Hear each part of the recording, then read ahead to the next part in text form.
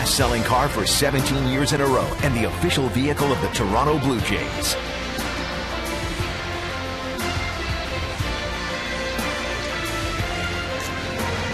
Six 16 degrees here and cloudy, and a threat of rain earlier and quite possibly a little bit later. But right now we are playing baseball here on this Wednesday evening from Chicago. Batting practice was called off for both the White Sox as well as the Blue Jays as they put the tarp on the field, but we are all set for baseball here as John Gibbons puts together a lineup that looks like this for a team that's currently in second in the AL East with a record of 44-42. Josh Donaldson against John Danks is 6 for 11, 2 home runs and 6 RBIs. And Gianna Navarro will be behind the plate here this evening, and he has great numbers as well against John Danks. He is 8 for 21, and the left-hander on the hill for the White Sox with a record of 4-8 and a 4.95 ERA. Tabby. John Danks gets ready for his 16th start of the season. That's his 8th here at U.S. Cellular Field. He's in his 9th major league season now, all with the Chicago White Sox. In fact, he is the longest tenured player on the White Sox roster. This is his 2nd start this year and 10th career start versus the Toronto Blue Jays, and they roughed him up back on May the 26th at Rogers Center. 5 innings, 7 hits, 6 earned runs against John Danks. It took him 99 pitches to complete those 5 innings against Toronto. And you know what? He received a no decision in that game against the Blue Jays. 2-4 with a 6.23 earned run average in his career versus the Blue Jays. That 6.23 mark is the 2nd highest career ERA versus any American League team. Blue Jays have had their way this season against left-handed pitching. Blue Jays hitting .295 against lefties, best in the league. Cabrera, Eaton, and Garcia in the outfield behind Danks, and in the infield Beckham, Ramirez, Sanchez, and Adam LaRoche will play first base. The battery, Danks and Flowers. And over at first base, you mentioned Adam LaRoche. He could pick it over there. He was a finalist for the National League Gold Glove last season when he made 7 errors in over 1,200 total chances for the Washington Nationals. This is his 22nd start this season for the White Sox. He and Jose Abreu flip-flopped spots in the lineup tonight. Jose Reyes is the batter to begin things here on this cool evening in Chicago. Fans still filing into the ballpark as a left-hander rocks back and deals, 30 years of age, and the first pitch is a strike. Marvin Hudson calls the balls and strikes. Chad Fairchild at first, Sam Holbrook out at second, and Greg Gibson is the third base umpire. 4-game series, the Toronto Blue Jays with a victory last night to even the series at 1 game apiece. And Reyes looks at that pitch down low and away, and a count of 2 balls and 1 strike. John Danks is not going to blow the ball by you. He doesn't throw it as hard as he did when he was a younger player. There's the lineup versus Danks. They've had their way with him. High in the air and drifting over toward the second base bag, now pausing and backing up 1 step. It's a shortstop, Ramirez, and there's 1 away. Let's take a look at the scatter report for John Danks, the left-hander tonight. Fastball, you can see it's just 88 to 89 miles an hour. His changeup is a very key pitch. He'll cut the ball also at times. It's a high batting average against that cutter at 378. In the curveball, you see it's just 9%. In his last start against Baltimore, he threw more curveballs, and he was very effective throwing 7 innings and winning the ballgame against the Orioles. Here's Josh Donaldson. Donaldson hitting .300. 21 home runs, 58 runs driven in. He'll participate in the home run derby. Swing and a miss. That high fastball there at 92 miles an hour. First round, he's going to go up against Anthony Rizzo of the Chicago Cubs, so that'll be interesting. There's going to be a lot of home runs hit, I think, in that ballpark. Great American Small Park, we call it in Cincinnati. And a pitch in there for a strike.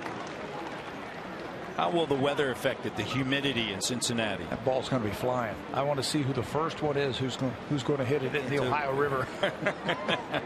Maybe it'll be Josh Donaldson. The 1-2 is just outside 2-2. Well, he certainly has the power. It was last night evident when he drove that ball to right field for a home run. I don't care what part of the ballpark, Josh can knock it out anywhere. Ground ball to the left side. Diving stop by Beckham to his feet, and the dig over at first base by LaRoche. And there's 2 down now here in the top of the first. I told you LaRoche can really pick it. He's got soft hands over there. He's been doing it a long time. First to play by Beckham. He dives and the ball just squirts out right to him. And in his haste to get the ball over to first base, he bounces it. But look at LaRoche going down to get that one, staying with it. You know, the White Sox have been knocked as a defensive team, but they've made all the plays in this series against the Blue Jays. They've committed 57 errors this season. The batter is Jose Bautista. Bautista hitless last night. In fact, 0 for his last 8 in this series. He struggled as of late. Can he get on track here this evening? He is 6 for his last 45 over the last 14 games. Here are the numbers. That computes to a 133 average. We saw that last curveball from John Danks. Again, that was a key pitch for him in his last start against Baltimore. He didn't give up an earned run against the hard-hitting Baltimore Orioles in that last start.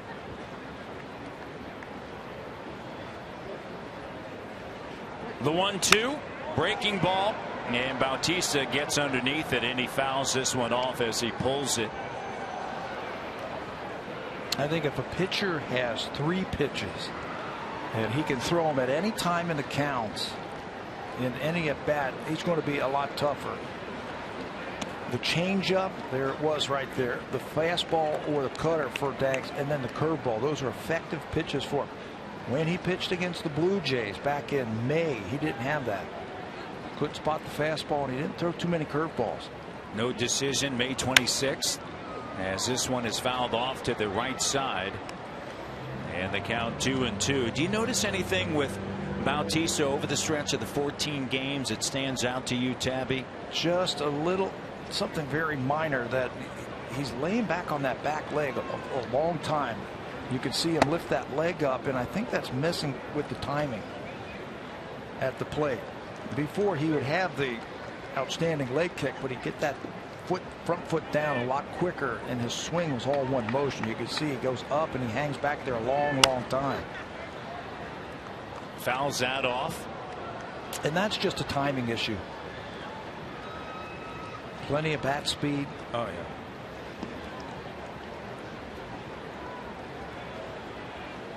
Count is full.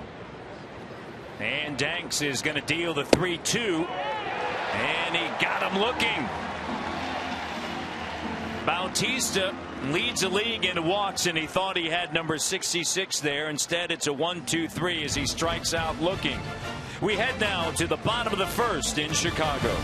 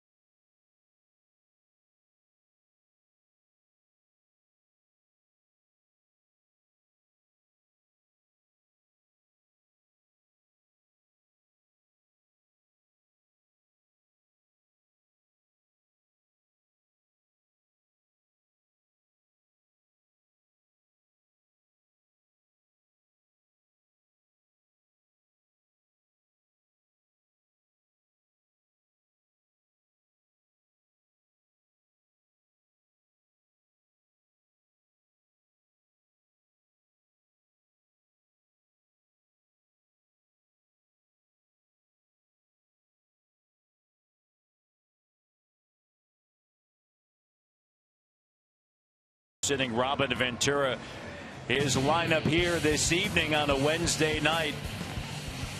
Jose Abreu has a 9-game hit streak that he's working on. He's 11 for 37, 5 extra base hits and 5 RBIs. He'll be the designated hitter. Melky Cabrera, over the last 14 games, he has certainly been a spark for this White Sox offense. They've struggled mightily throughout the course of the season. He's hitting just under 400.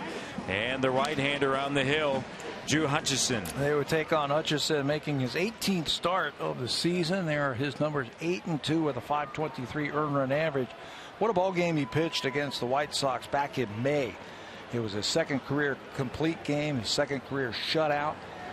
I don't think we've seen him any better than that day. He was pounding the strike zone with his fastball. He had a good breaking ball. He had 8 strikeouts in those 9 shutout innings.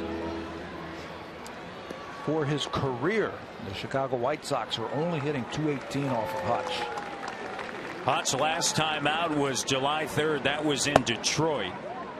And he worked 4 2/3, 10 hits, 7 runs, 5 of them earned. 2 walks and 4 strikeouts. Hutch went up against Anibal Sanchez, and there's a strike, who worked 7 1/3 of no-hit baseball that night. And the Blue Jays came around with 6 runs in the 8th inning, but unfortunately for them, just a couple shy. That is rare when Drew Hutchison pitches, for the Blue Jays to get shut down like that. Seems like whenever he pitches, the Blue Jays bats come alive, but that night against Sanchez, he was special. Gets a tremendous amount of run support, does Hutchison. And the right-hander deals, and that fastball rides high and away. And the count now runs full to Adam Eaton. Well, he's got to make quick work of some of these hitters. Challenge him with the fastball. Spot it where you need to. And there's the problems that he has had. Walks. A leadoff walk to Adam Eaton. And that's going to bring up Jose Abreu with that 9-game hit streak that he's working on, hitting .292, 14 homers, and 45 runs driven in. Double play depth through the middle here.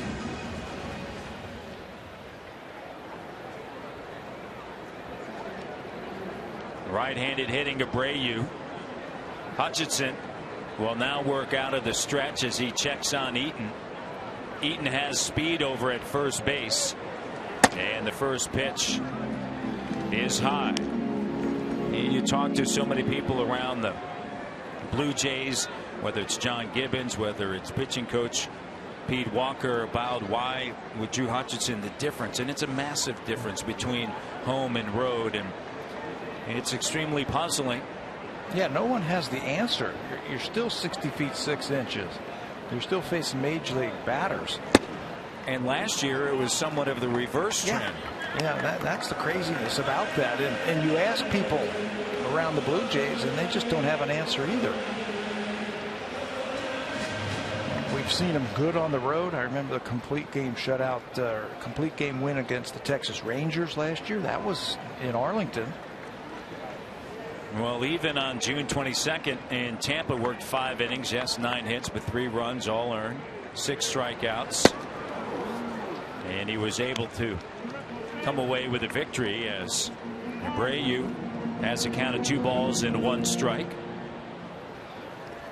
He had his 5-game win streak snapped in his last start. That was against the Tigers. Allowed a career high 10 hits in that loss. Can he rebound from that? Eaton over at first, held on by Encarnacion, and they're going to check in once again on him. It gets away, but Edwin's going to be able to track that down. Eaton is a threat, like you said. He only has 5 stolen bases in 8 attempts, so Hutchison tries to pick him off and ball off the glove of Encarnacion, but it doesn't go very far where Eaton can advance. It's a White Sox team that don't hit a lot of home runs, so I think the stolen base is important, but they don't have a lot of team speed. No. they don't necessarily utilize it. You would think that they would go into that small ball mode, but that hasn't necessarily been the case. They have just 58 home runs through the right side. Abreu and Eaton is racing to third, and runners at the corners and nobody out here in the bottom of inning number 1.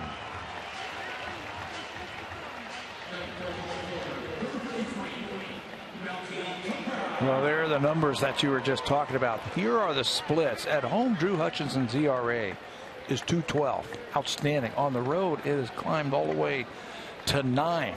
Opponents hitting 370 on the road. Just rough numbers away from Rogers Center. He has faced Detroit on the road, and Boston, and Tampa Bay, Minnesota, Houston, Cleveland. Talking with Pete Walker, he doesn't want to make any excuses for his starters, but he just looks up and there's a lot of hits like the one we just saw from Abreu. Just a little dink into right field that finds a hole. So I don't want to say pitching in bad luck, just hasn't had a lot of balls hit right at people. Not a tremendous amount of history against the White Sox. Abreu is 1 for 3 against Hutchison, his former teammate. And Melky awaits, and he rides this one into center field. Pilar going back at the edge of the track. That's going to score a run, and there's one away, and the White Sox lead 1-0. So an RBI, the 33rd of the season for Melky. Melky hit that ball hard. If he pulls that ball, it's a home run, but he kept it in the biggest part of the ballpark, 400 feet. He drove Pilar all the way back to that wall in center field for the game's first run.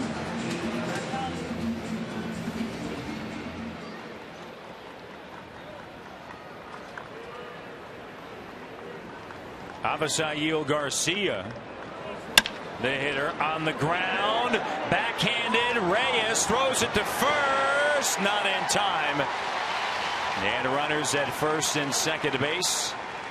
And you just mentioned, a little hit here and one there, and there's a ground ball right into the hole. Runners at first and second. Yeah, if that ball is to Reyes' left, it's a double play, but it's got to go to his right. Too far for him to go. Doesn't have a chance to get the runner at second base. You can see Abreu is already there, so he has to go across the diamond, and Garcia runs too well. It's another infield hit and another well-placed ball against Drew Hutchison. LaRoche lifetime against Hutchison is hitless. In 3 at-bats, he has struck out twice. And that ends here as he rides this one down the line. It's going to be a double. 1 run is in. Garcia is going to score, and you know what? It's going to be a little bit more as LaRoche ends up getting thrown out at third.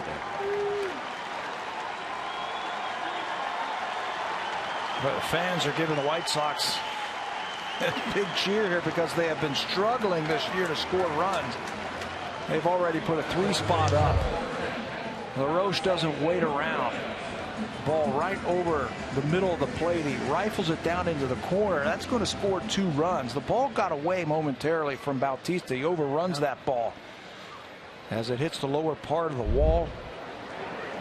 But he got the ball to Devin Travis and then quickly to Valencia at third base. Bautista picks up his first outfield assist of the season. Yeah, double and then thrown out going for third as Ramirez grounds it sharply over to Reyes and on to first base. But the trend continues, unfortunately, for Hutchison on the road. He'll need his bats to come alive. Will it start with Encarnacion, Colabello, and Valencia in the second?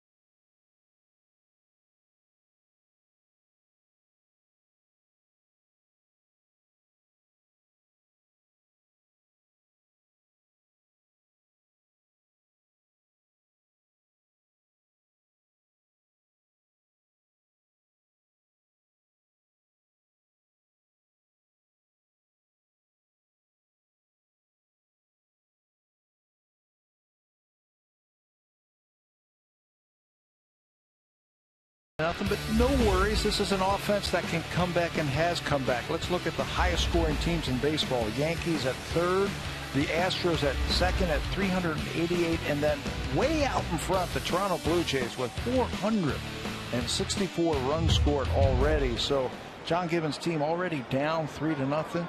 Shouldn't be a problem with this team. They have really hit the ball well this year, and they have especially hit left-handers hard. Starting to rain, and not only just a little bit, but coming down rather rapidly here in the top of the second. Encarnacion, Colabello, and then Valencia. Sale on Monday night limited the Blue Jays to 2 runs, both solo home runs, Colabello and Donaldson, and then a rarity, a 1-run game last night, and the Jays won it. They're 10 and 16 in 1-run games as they won it 2-1. They'll need to bust out here, and the pitch is high and away. Pitchers have to be extra sharp against the Blue Jays. Sale, he was outstanding. His stuff off the charts, and Quintana yesterday the same way. Blue Jays are just tough offensively. They got different ways that they can score runs. You mentioned the home runs. They can do that. They can steal bases. They've got good average hitters. There's no easy out in this lineup. Rain really starting to pick up as that pitch misses, and it's a walk. You just saw Chris Sale named to his 4th consecutive American League All-Star team. Sale joins Billy Pierce as the only other pitchers in White Sox history to make at least 4 consecutive All-Star teams. Billy Pierce did it from 1955 through 1959. Leadoff walk. That's what helped the White Sox in the bottom of the first. Can it help the Jays here in the top of the second? Colabello looks at a pitch. Do you know that is the first walk by a White Sox starter in this series? That's been a key also for them, and a key for the Blue Jays. They really take advantage when the other team is wild. They lay off those pitches and they combine them with the base hits to score all those big runs. Very patient ball club. Absolutely. Only their second walk in the series. Donaldson a walk in the 9th inning last night against Petrechka. Danks born in Austin, Texas, and currently lives in Nashville, Tennessee. And the pitch is inside, and the count 3-0. Most of the fans are headed for cover at the concourse level. Valencia is on deck. You can see he's going for a little bit more the stickum, and a strike, and the count now 3-1.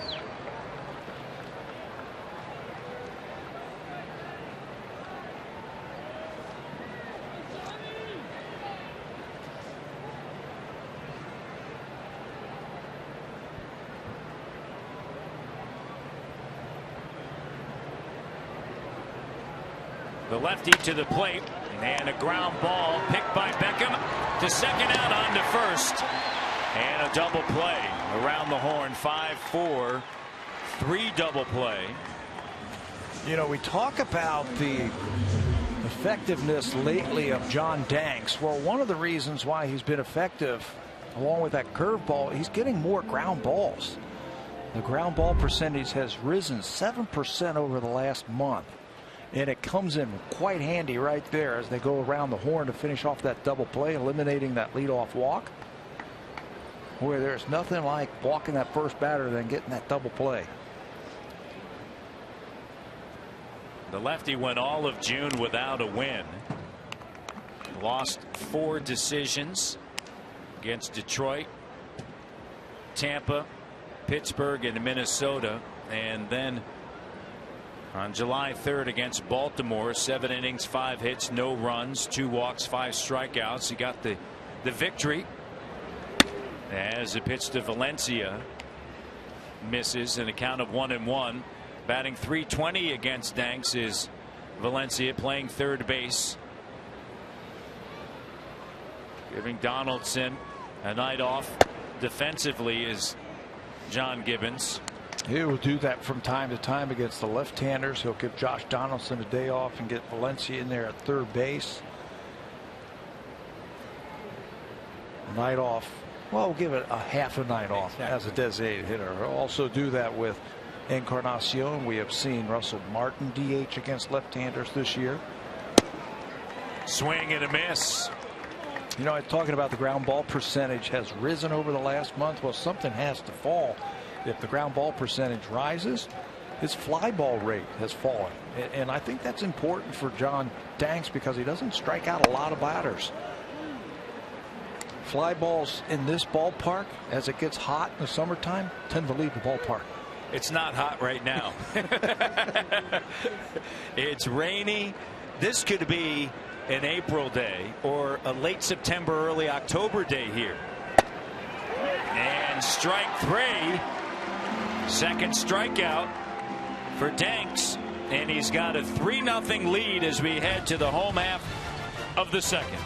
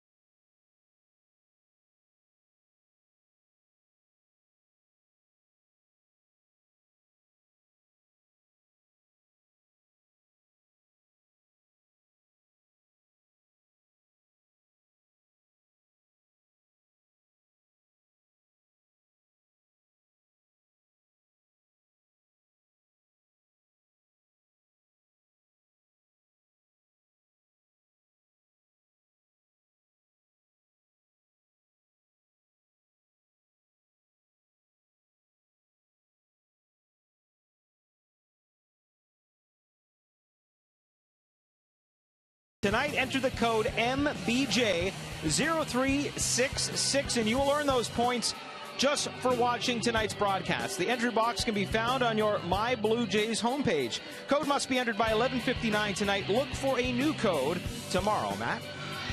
Up and down Michigan Ave. Walking over the last few days, including today. So many Jays fans out there enjoying Chicago, but things have turned here on this Wednesday night. The rain has picked up. They don't wear their jersey just to the ballpark. No. I see them downtown all the time. Well, walking with you, it's like walking with the mayor. We have to stop quite a bit. Photos, pictures, autographs. It's hard to leave the hotel. The power of television. That's all I'm going to say. Well, I would not say that at all, because I can't tell you how many Pat Tabler baseball cards I've seen over the last week. You like those? I do. From the 80s? Well, in the early 90s. I got to go back and check a couple of boxes at home and see if I have that Nashville Sounds cards from the 1980 team that I remember watching you play for. Pretty good sequence right there from Drew Hutchison. Fastball strike, breaking ball strike, then elevated fastball. And Drew can do that. That's the best time to do it with 2 strikes, especially against a team like the Chicago White Sox. They don't hit a lot of home runs. So you can elevate that fastball with 2 strikes. Beckham strikes out. Here's Flowers and then Sanchez. Jays lead 3-0. You figure at some point, based upon the averages that the Blue Jays have against Danks if they're going to get after him. Yeah, I'll take my chances with the Blue Jays offense. A little bit of wishful thinking. Jays down 3-0. And it's chopped off of the bat of Flowers. And this one is just going to go to a stop. No way. I don't think I have ever seen that in baseball. That thing went down and usually kicks left, goes foul. But watch the bounce as it hits the dirt with the English on it. Drew Hutchins is going to let this one go foul, or is he? Look at this thing bounce and then just sit there. Look at it, kicks back into fair territory. Infield hit. Flowers legging it out. The catcher, here's Carlos Sanchez. Double play depth through the middle.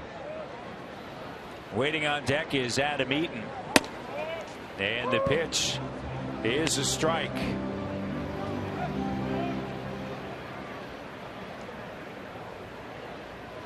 Sanchez hitting just 166.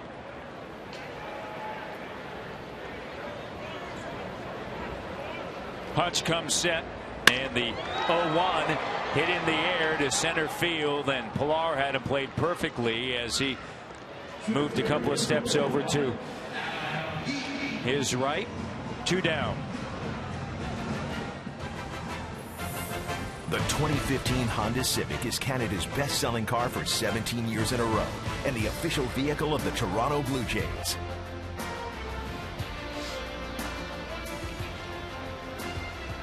A rainy Wednesday evening as Adam Eaton stands in the batter's box and he fouls this one straight back. 3-0 White Sox here in the bottom half of the second. Eaton in the bottom of the first, a walk and then a base hit through the right side by Abreu, and he later scored on a sac fly RBI off of the bat of Cabrera. Hutchison comes set, looks over to first, and the fastball high and outside.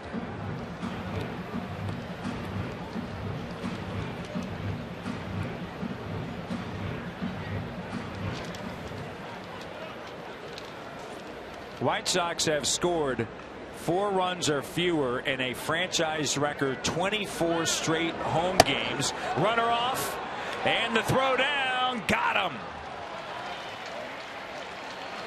And so Flowers was headed towards second, gunned down by Navarro, and that's going to end the bottom of the second. Navarro throws out Flowers. We head to the third.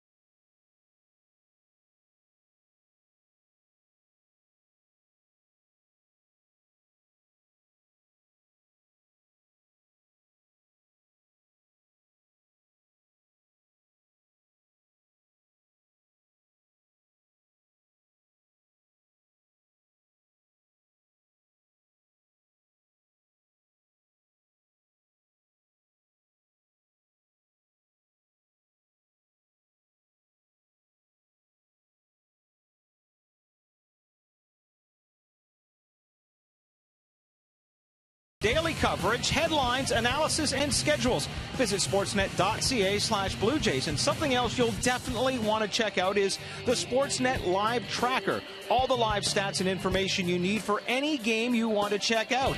Go to sportsnet.ca/MLB Live Tracker for more. Matt? Yeah, that's great. The MLB Live Tracker. Check it out. And throughout the course of a game, it's always great to have that right by your side. Navarro, Pilar, and then Devin Travis. Navarro hitting .381 against Danks. 21 at-bats. 8 hits, 3 home runs.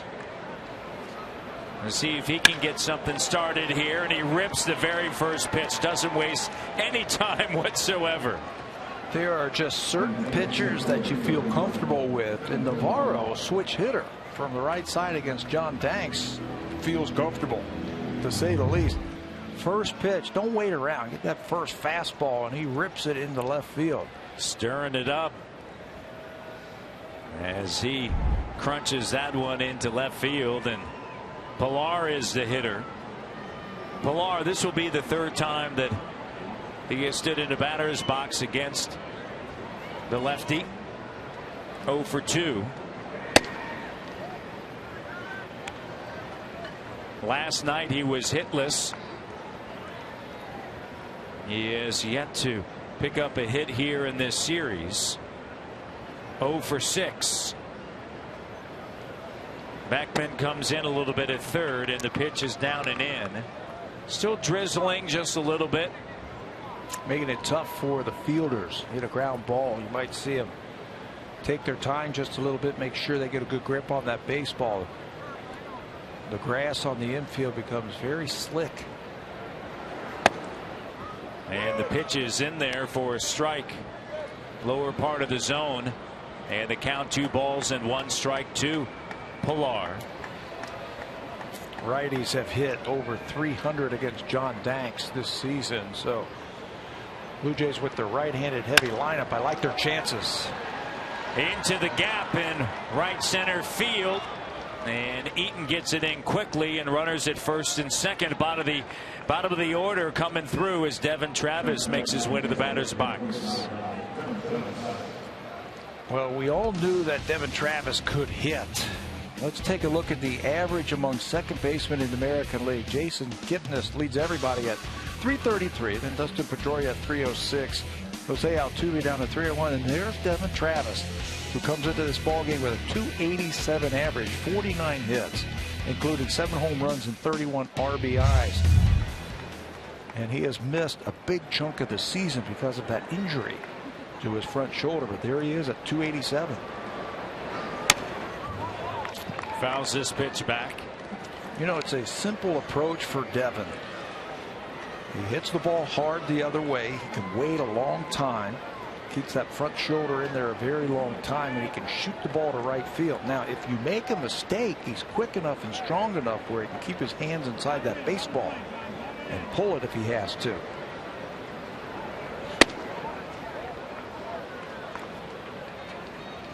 Count 1 ball, 1 strike. In the leadoff spot, Travis hitting under 200. Everywhere else in the lineup hitting .376. And he has settled in that 9 spot. He's been very productive. A swing and a miss. You know, unfortunately for him, and I say unfortunately because he had to hit a lot of that time in the leadoff spot with the injury to his shoulder. That's when Jose Reyes went out on the disabled list, and they were looking for someone to hit in that leadoff spot, and Devin was the guy, but he was injured. Yeah, he got hurt at the beginning of May. Just wasn't the same.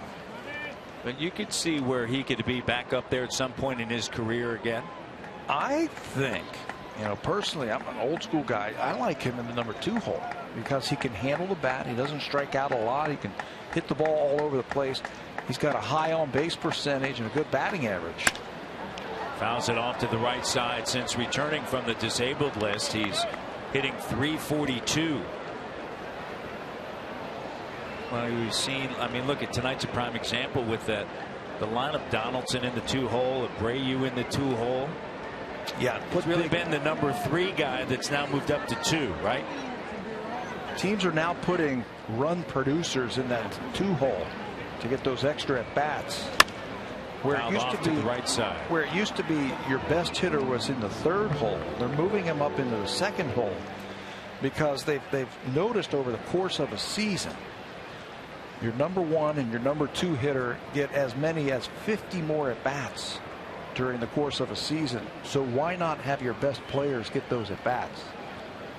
Back in the day, it was let me get a fast guy or an on base guy early in front of my run producers.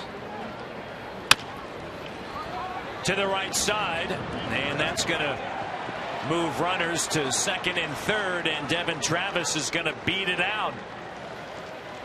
And so he is safe, and the bases are loaded. Wow. You couldn't roll that ball out there any better than Devin Travis just did right there. John Danks is going to fall off the mound. You see him fall off the mound, and he's not going to have a shot over there at first base. Really, the only way if LaRoche was going to come up with that ball would be a snap throw to 2nd, maybe getting Kevin Pillar. But with his speed, that would have been a dangerous play. And the 2nd baseman Sanchez can't beat him over there, so it's an infield hit for Travis, and the bottom 3 in the order get it going once again. Reyes, and he looks at a pitch. And that was getting the White Sox back for the Flowers hit. There it is right there. And also with this weather, just slowing that down just a little bit. And as you said, Danks fell off to that 3rd base side. Just the natural follow through that he has. And there was just no way for him to get over there. Sanchez was headed over there, but just not in time. LaRoche looked up and said, you know what, my best decision is not to do anything with it. I'm not going to start throwing it around. Bases are loaded, and Reyes swings, ground ball hit sharply. It gets by the diving Ramirez. 1 run is in. Here comes Pillar, and racing to 3rd is Travis. And we have ourselves a game here in the top of the 3rd as Reyes delivers a single that produces 2 runs. There you go. You get those bottom 3 on. You flip that lineup over to your best hitters, and this is going to happen. Reyes smoked that ball past Ramirez. Look at the water coming off of that baseball. So if you're a runner on bases, you got to take the extra base. That outfielder's going to pick that ball up. It's going to be wet. It's like they're going to throw a spitball back into the plate. And the right man comes to home plate for the Blue Jays. 4 consecutive hits to open up the 3rd inning, and here comes Josh Donaldson. And look what he has done against the White Sox. 6 games, 6 home runs. He has scored 9 and scored 11, has driven in 9. I tell you, he has hit the ball in pressure situations. He's hit it late in the game. He's hit it off their starters, off of their relievers. He's loading up against the White Sox this year.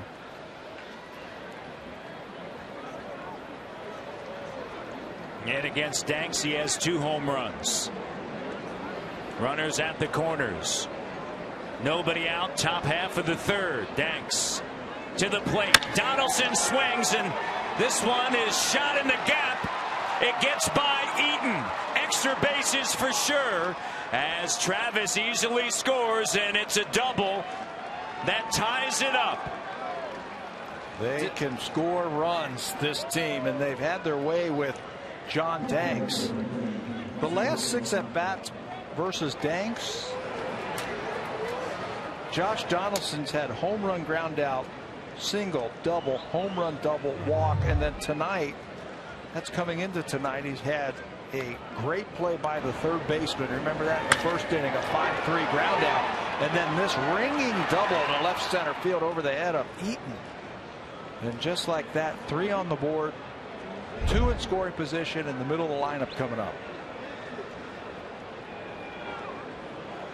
I think he likes what John Danks has to offer. See if Bautista can get it going. Curveball, that's a strike. He struck out looking to end the top of the 1st inning. Nobody out. Reyes. He's at 3rd. Donaldson at 2nd. He just produced his 59th RBI. And the pitch is in the dirt, and the count is 1-1. And Scott Carroll, the right-hander, is up at the bullpen for Robert Ventura. 59 RBIs now for Donaldson. Takes over the team lead from Bautista. Bautista can pick up one here with Reyes 90 feet away, maybe even two. A swing and a miss out in front of it, and the count now 1-2.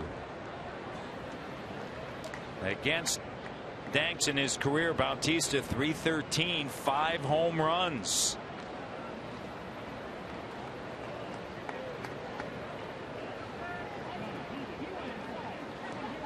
No one out.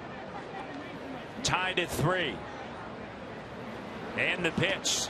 Swing and a miss. And Bautista goes down. He has struck out twice, and that's the first out. And Edwin Encarnacion makes his way to the batter's box. Lots of soft stuff that time from John Danks to Jose. And a big strikeout. Now they've got first base open. And if they choose to, they can pitch around Edwin. Take their chances with Colabello on deck.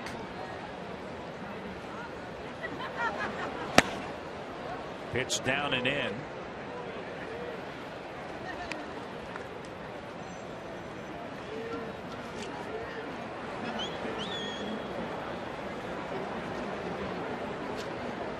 One and 0 the count. Chance here to take the lead. And the pitch is high. This might be one of those unintentional intentional. Yeah. You know, if you're going to do that, just put them on. Don't even make a mistake. Let's see here with the 2-0. And a swing. And that bat ends up out in left field. A slippery night. Yeah, everything is slick. Towel. You need a towel, you need to stick them, you need the spray, you need a little bit of everything. Looked like another off-speed pitch to Encarnacion, and we've seen him do that before. It seems as though they're going soft, and softer. Yeah, and make them get themselves out. If you're patient enough, they'll walk you. I think that's the play. I'd be shocked if he would challenge him with a fastball anywhere near the strike zone.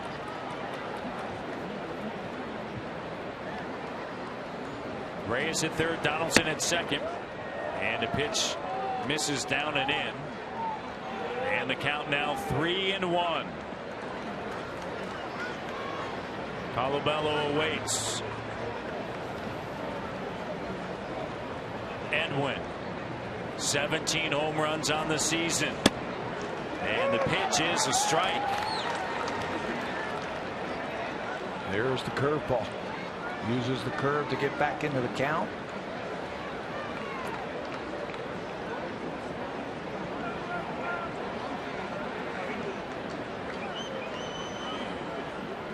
The 3-2. Swung on. Hit high in the air. Cabrera has a beat on it.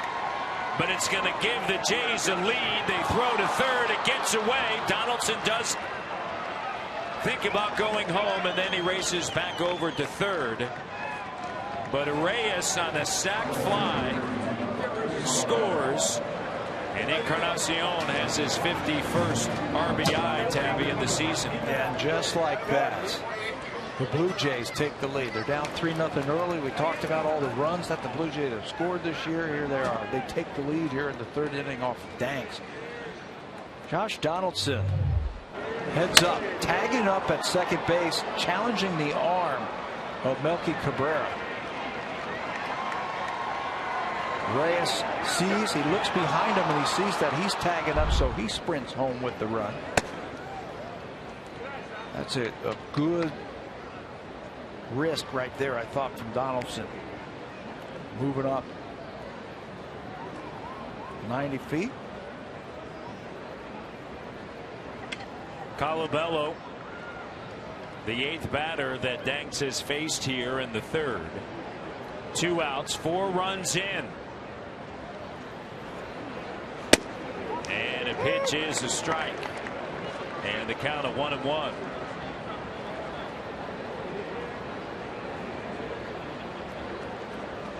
Colabello 7 for 19 against Chicago this year. In his career, he hits .359 here at U.S. Cellular with 2 home runs.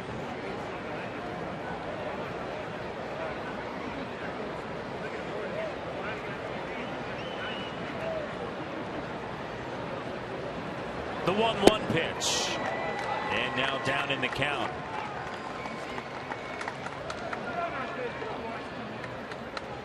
Got to think backwards against John Danks. Fastball count, look for something off speed.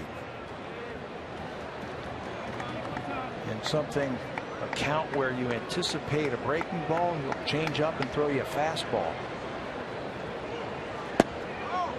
And a hit last night, and a solo home run against Chris Sale on Monday night.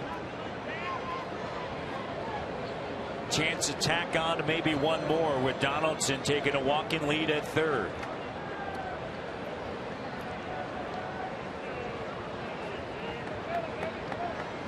The 2-2 on its way. Ground ball chopped to Ramirez, handled at the belt, and then he fires to first, and that's going to do it, but not before the Blue Jays get on the board with 4. Josh Donaldson feasting on White Sox pitchers. Drives this one to the wall for a double.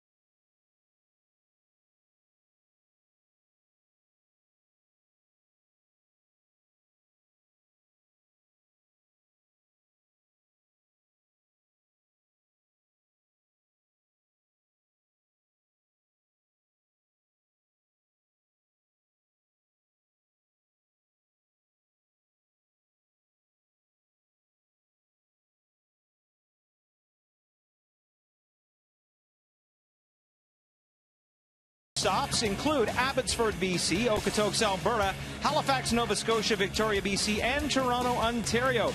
Go to BlueJays.com/Baseball Academy for more details.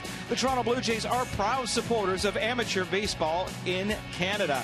And Matt, tons of former Blue Jays involved in this, including Dwayne Ward. Oh, so great to see. As Adam Eaton, Jose Abreu, and Melky Cabrera are the hitters here in the top half of the 4th inning. Bottom, pardon me, of the 3rd. And the top of the 3rd, 4 runs were scored, 5 hits. And the pitch is down and in. So you know who needs a shutdown inning. Yes. Right there, Drew Hutchison. He's capable of doing that. Eaton was the batter when Flowers was caught stealing. That was then the 2nd.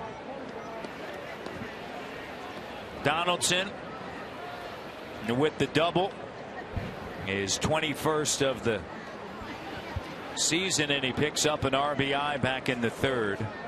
The sac fly off of the bat of Encarnacion gave the Jays the lead.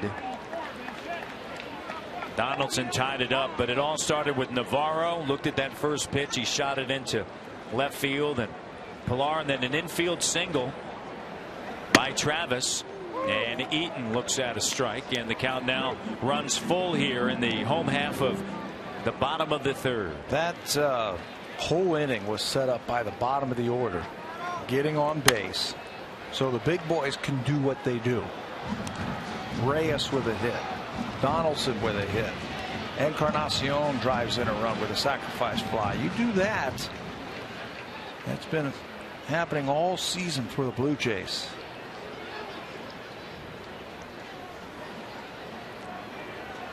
Eaton, the left-handed batter, fouls it back. And the count remains 3-2.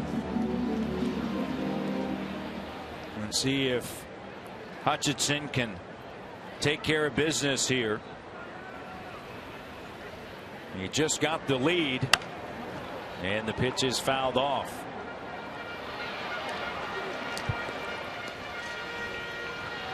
Right-hander, the only pitcher in the majors with 8 or more wins and an ERA over 5. His run support, it's there at 7.65. One of the reasons why he's 8-2. Eaton high in the air. Shallow left field. Valencia goes back, and Valencia handles the first out of the bottom of the 3rd. Save during the plumbing, cooling, and electrical expert sale. Only at Home Hardware and Building Center locations. Homeowners helping homeowners with expert advice.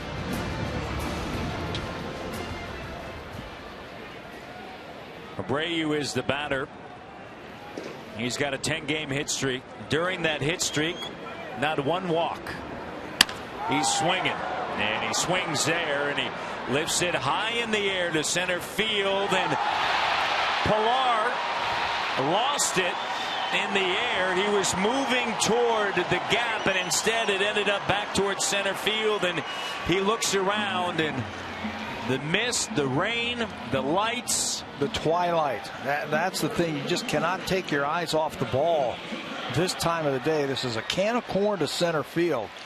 But that's what you're looking up into. The ball just disappears in the sky. You can see right away he's having trouble with it. Right there, he throws his arms up saying, I don't know where the ball is. And then when it gets below the lights, he picks it back up. And by that time, it's too late. It's going to go as a double for Abreu. 2 for 2. Cabrera had a sac fly RBI back in the bottom of the 1st inning, and here in the bottom of the 3rd, the White Sox have the tying run back at 2nd.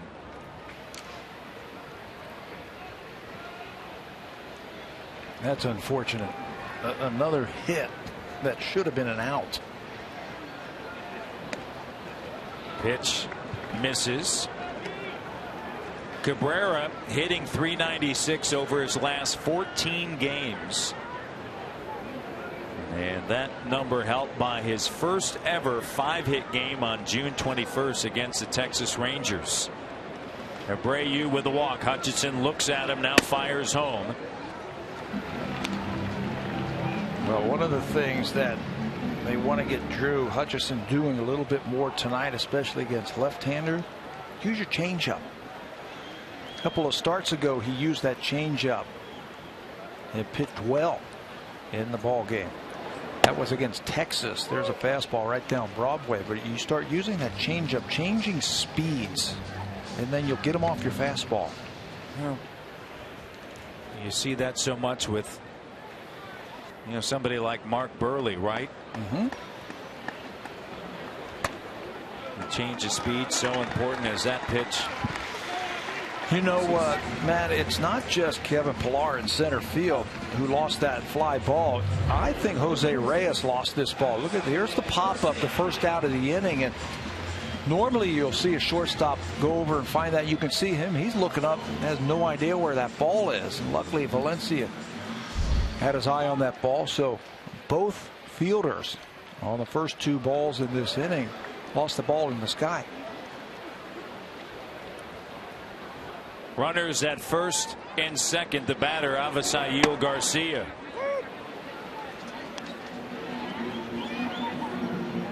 Garcia with the base hit, first time up at the bottom of the 1st inning. That was deep in the hole to Reyes. Runners at first and second. Hutchinson comes set.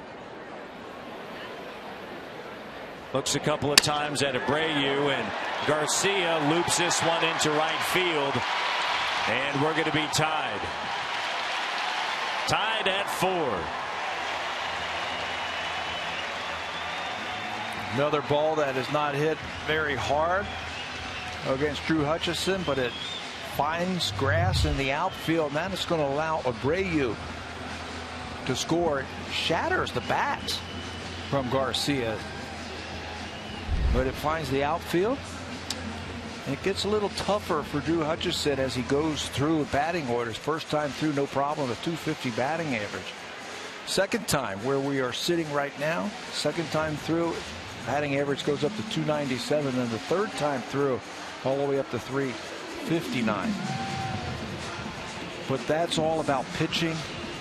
As Ryan Tepera gets up and starts getting loose, it's about pitching and hitting your spots and using all of your pitches.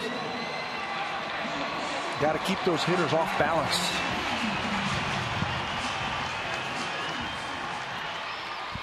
Runners at the corners. Adam LaRoche is the batter. LaRoche last time up, a double and a pair of RBIs. One away. And the pitch misses. Yeah, tough one for the right-hander Hutchison. Ball lost in the lights. Abreu ends up with a double. And then walking Cabrera, and then Garcia, broken bat base hit through the right side. Yeah, he's had an infield hit by Garcia. Plays perfectly at shortstop. We saw the infield hit by Flowers that was topped at the plate and just died down the third baseline. The broken back single. The double to center field that was lost in the sky. There's a strike.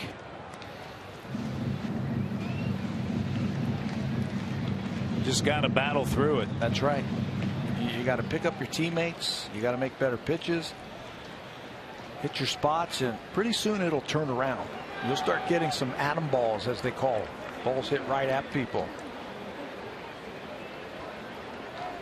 LaRoche awaits. And the pitch misses away. And the count 2 balls and a strike. Tied at 4. A right-hander has Cabrera at third with a walking lead, and Garcia at first, and the fastball misses away, and the count now 3 balls and a strike to Adam LaRoche. LaRoche 252 career home runs.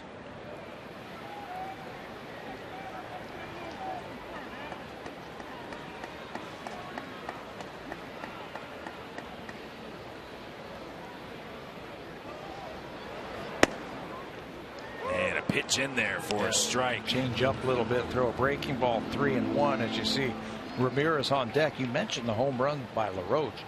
He's an underrated player. Mention his gold glove, or his glove that is golden at first base. He's had 9 20 home run seasons. Has never hit for a high average, but he can reach the seats though. Absolutely. And you know that's what he's thinking about here. Swing and a miss. Navarro down to second.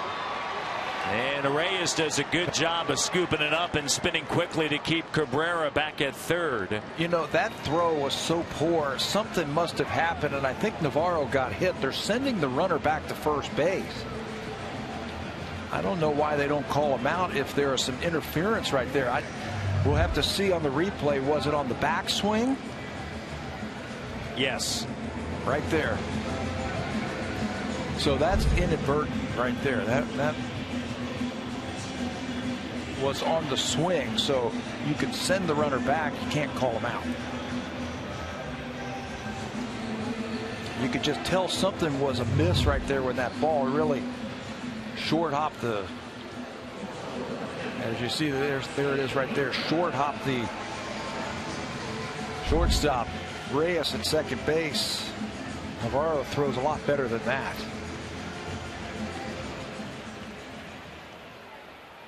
So 2 down with runners at first and third as Garcia goes back to first. Cabrera is at third. Alexi Ramirez grounded out to end the bottom of the first. Hutchison's going to try to end the third right here. Ground ball squibbed out to Travis and quickly over to first base, and that's going to do it. Just with all the rain, slowly on the ground out to Travis. That's going to do it. Tied at 4. We go to the 4th.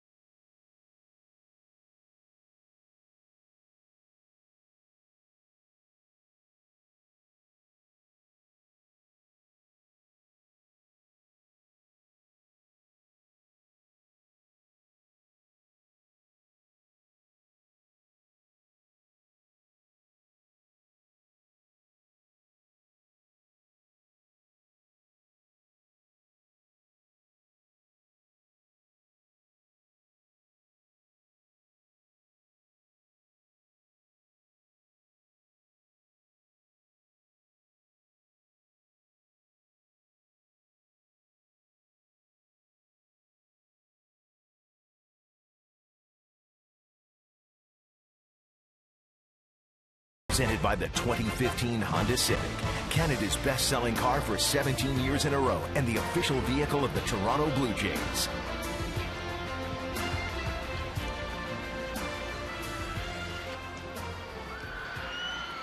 Tied at 4. Pete Walker in a conversation with Drew Hutchison there, saying hang in there. That first runner shouldn't have been on base. It was an easy fly ball.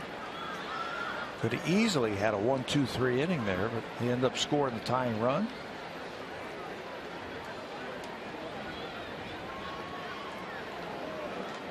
Valencia struck out looking to end the second, and then Navarro and Pilar here in the top of the 4th. And Danks with a little bit of new life here as we're tied at 4.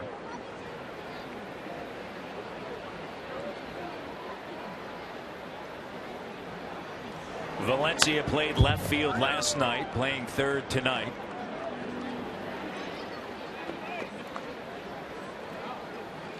He can also play first base. He is DH for the Blue Jays. We've seen him in right field also this season. Hitless here in this series. Can he change that now as that one is fouled right back? And the count 0-2. Blue Jays with the Orioles losing. They're currently in second, a game and a half back in the American League East.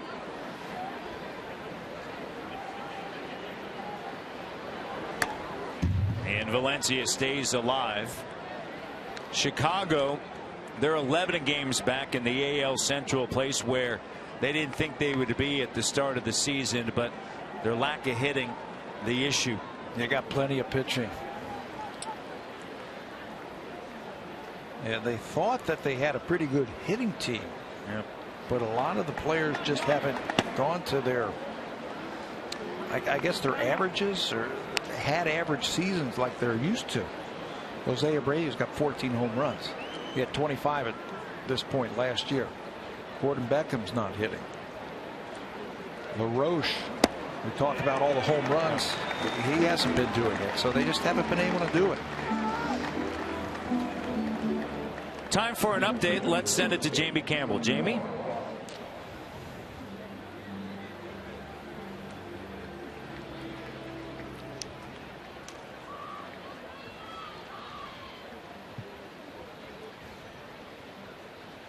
Well, another name that has been mentioned in trade talks, we'll see tomorrow. Jeff Samardzija, former wide receiver for Notre Dame, will go up against R.A. Dickey tomorrow.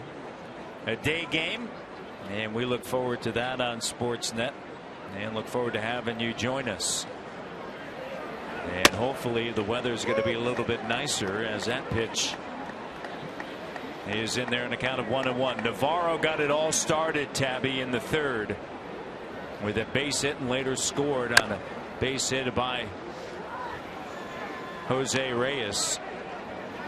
That's big numbers against John Danks. He looks very comfortable batting right-handed against him. And he doesn't have great numbers this season batting right-handed. But throw Danks out there and he'll have a field day. There's certain guys where you see the ball out their hand. It's almost like you are in their head and you're following along with what they're trying to do to you. So you anticipate certain pitches in certain places. There's another fastball inside. Yeah, it's ripped. Navarro hitting much better on the road than he is back at the Rogers Center, hitting .297 on the road, 182 at home. Gets underneath this one in the air to left field, and Cabrera right there. And there are two down. All right, let's check in with Jamie once again. Jamie?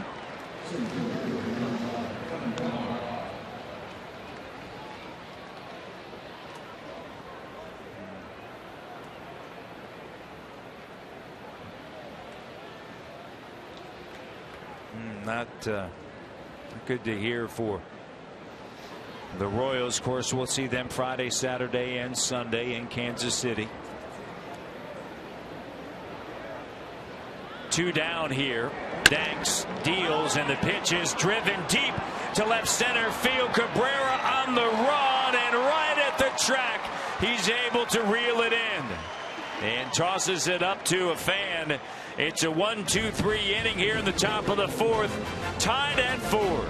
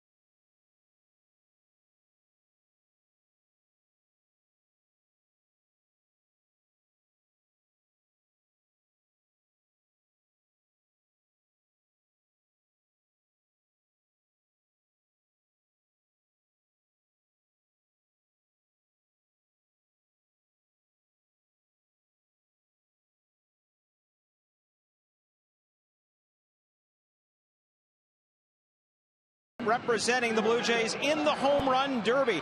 He says that, yeah, he's going to have a lot of fun, but he's also going to take it quite seriously. Donaldson says, even if I'm playing backgammon, I want to win. So that's good for Josh Donaldson. Now, as far as who's going to throw to him, he told us today it's going to be Bob Tewksbury, but not the Bob Tewksbury that used to pitch in the major leagues. This is a guy that he's been working with as his personal hitting coach for quite a few years. In fact, Chris Colabello has the same guy.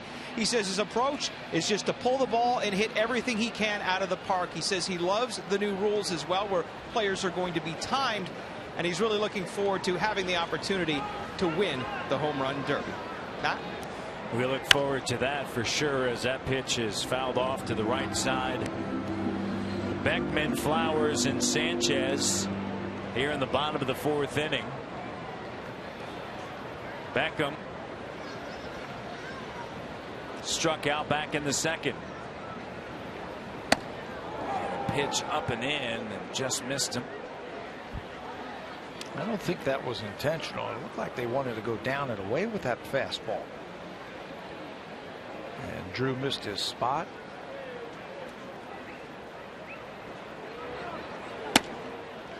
Strike called right there.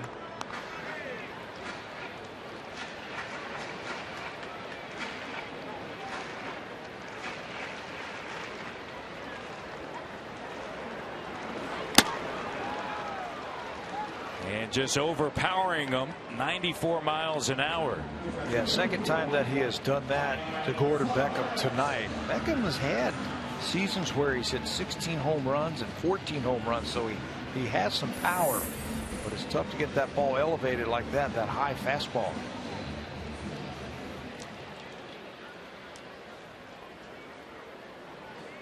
Flowers is the batter. And Hutchison trying to work a quick inning here.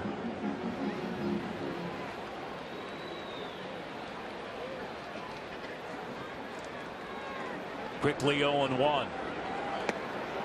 Now 0-2. Maybe finding a groove here. That was a pretty good breaking ball right there. When he gets it out in front and he gets a nice tilt on that, it doesn't have to be a sweeping breaking ball. That gives the hitter too much time to react to it. You got to throw that slider where the hitter thinks it's a fastball, and then right at the last second, boom, it's off the hitting plate. That's when you get a lot of swings and misses, a lot of strikeouts. What you don't want is a lot of foul balls. That just ups your pitch count. Flowers awaits the 0-2, and here it is as they try to go upstairs. Beckham struck out in the third strikeout for Hutch here in the bottom of the fourth inning, tied at 4. And they go back to that fastball, 95. Three times upstairs trying to get Flowers, who can swing and miss on that pitch. Now throw the breaking ball.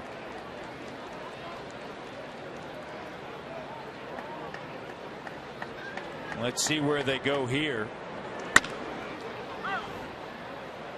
That was the breaking ball, but it wasn't a good one. It just stayed in the middle of the plate.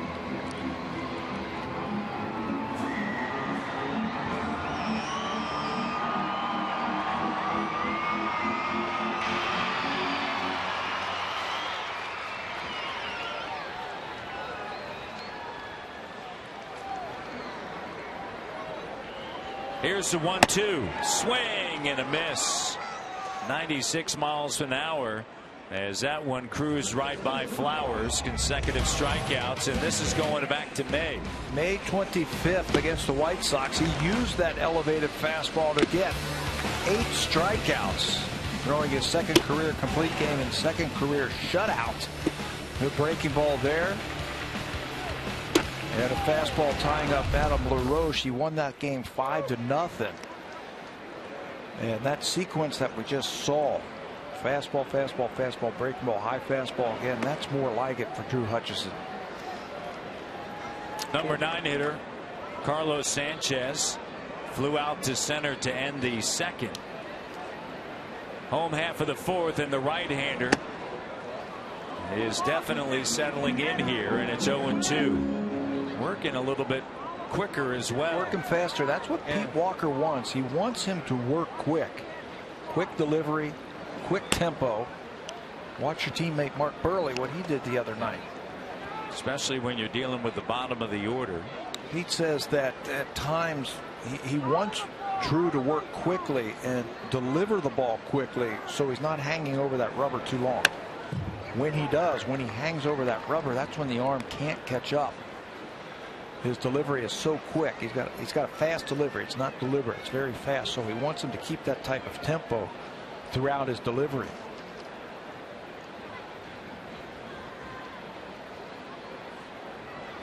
Here's the 2-2. Swing and a miss, and he strikes out the side. Beckham goes down swinging. Flowers as well as Sanchez. We head now to the 5th. Before we do that, time for Blue Jays Central. Here's Jamie and Zani.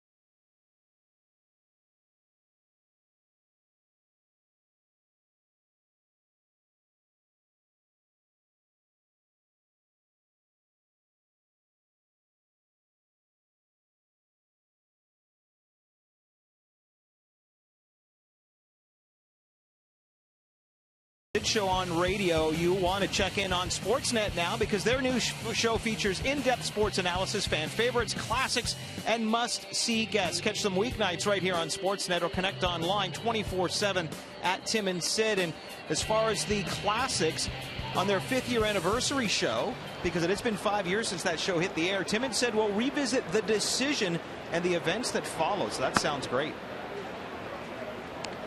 All right, so here we are in the 5th. Travis and back to the top of the order, Reyes and Donaldson. Travis infield base hit last time up, and he fouls this one off to the right side.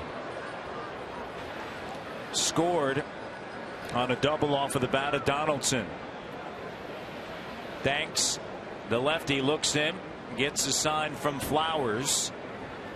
In at third is Beckham, and this one is driven deep to left center field. Eaton going back, and heading into second base is Devin Travis. Boy, he's got some pop. 14th double of this season as it ends up in the stands. That ball was driven. They try to sneak a fastball inside. It's up. Remember we told you he can shoot the ball to right field, but if you make a mistake, he can drive the ball to left field. That's exactly what Devin does there. Off the warning track and out of play for extra bases. Ground rule double. So back in business thanks to the bottom of the order. A double for Travis, and here's Reyes. Can he do something with it? Last time up in the 3rd, he had a base hit, and that scored Navarro as well as Pilar.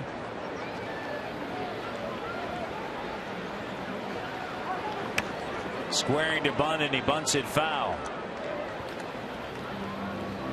Well, everybody in the ballpark knows that Jose is going to try and hit the ball to the right side of the infield after the leadoff double by Travis. They are actually using the shortstop to keep the runner at second base close to the bag. I was thinking, well, why don't you just go ahead and swing away against the left-hander and try and pull the ball to shortstop? You're going to get a base hit. Well, it looked like Reyes was just trying to push that ball to the right side. I'd go ahead and swing away. Let's see what they do here. Showing bunt once again, and the fastball is high, and the count now 1-1. There's a huge hole on the left side of the infield. And against a guy like Danks who doesn't throw very hard, all you need to do is hit a ground ball to short. Look at the size of that hole on the left side of the infield.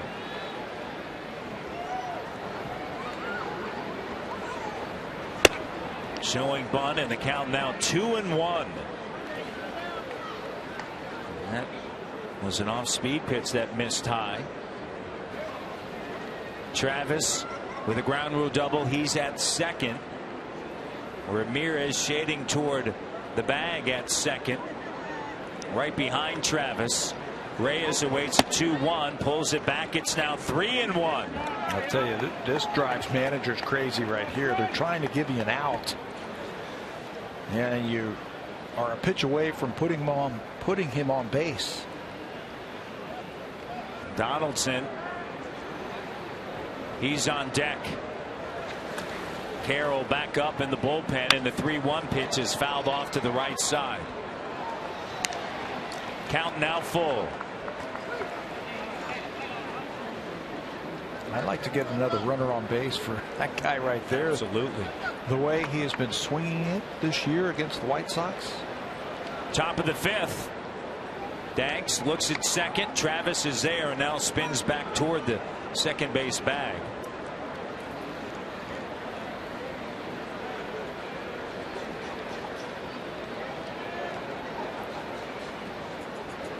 Three balls, 2 strikes. The pitch swung on, lifted into center field. Eaton coming on, and Eaton makes the grab, and Travis remains at second base. Drive of the Game is brought to you by the 2015 Honda Civic, Canada's best-selling car, 17 years in a row, and the official vehicle of the Toronto Blue Jays. Well, it didn't leave the yard, but it looked like it had a chance if he could have got it up a little bit more. Josh Donaldson with a laser line drive over the head of the center fielder Adam Eaton. That was a double. Back in the third inning, the drive of the game. That play to Travis as Donaldson smokes that ball to center field. He's hitting .611 this year against the Chicago White Sox after that base hit.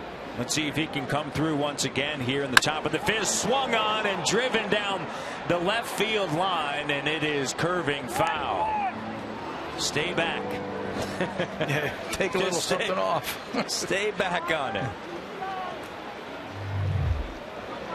Off-speed pitch. You can see Josh, the hands came a little bit too quick. He knows it's foul. 0-1 the count. 1 for 2 and an RBI. Travis at second. Cabrera plays him deep in left, understandably so. Danks now all concerned about Travis. Tell you what, you better not split your concentration with the guys coming up for the Blue Jays.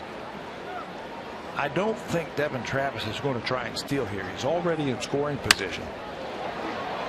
Hit deep to right field. Going back is Garcia. And it is off the wall. Travis scores and Donaldson does it again. He's asking, hey.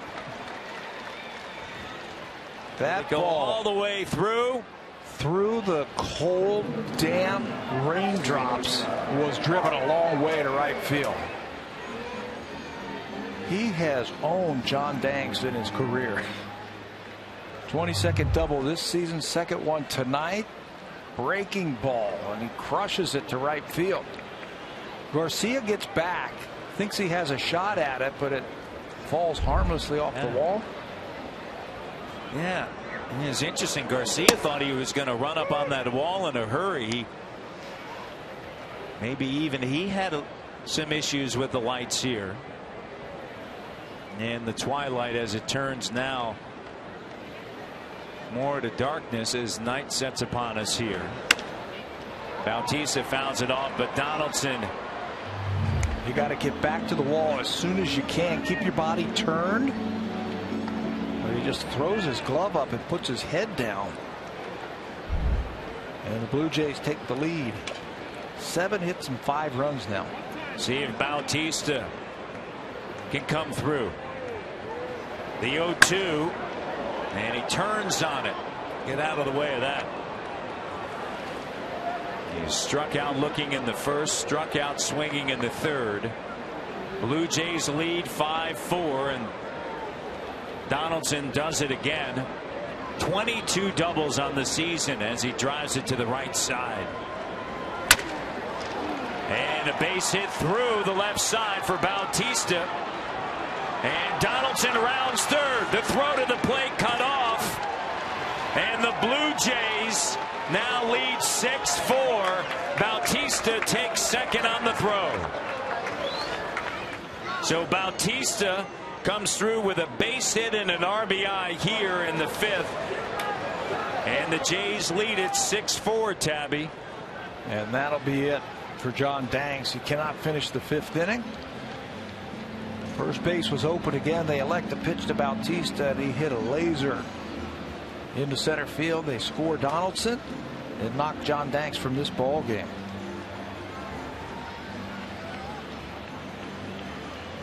John Danks is out. Carroll is in.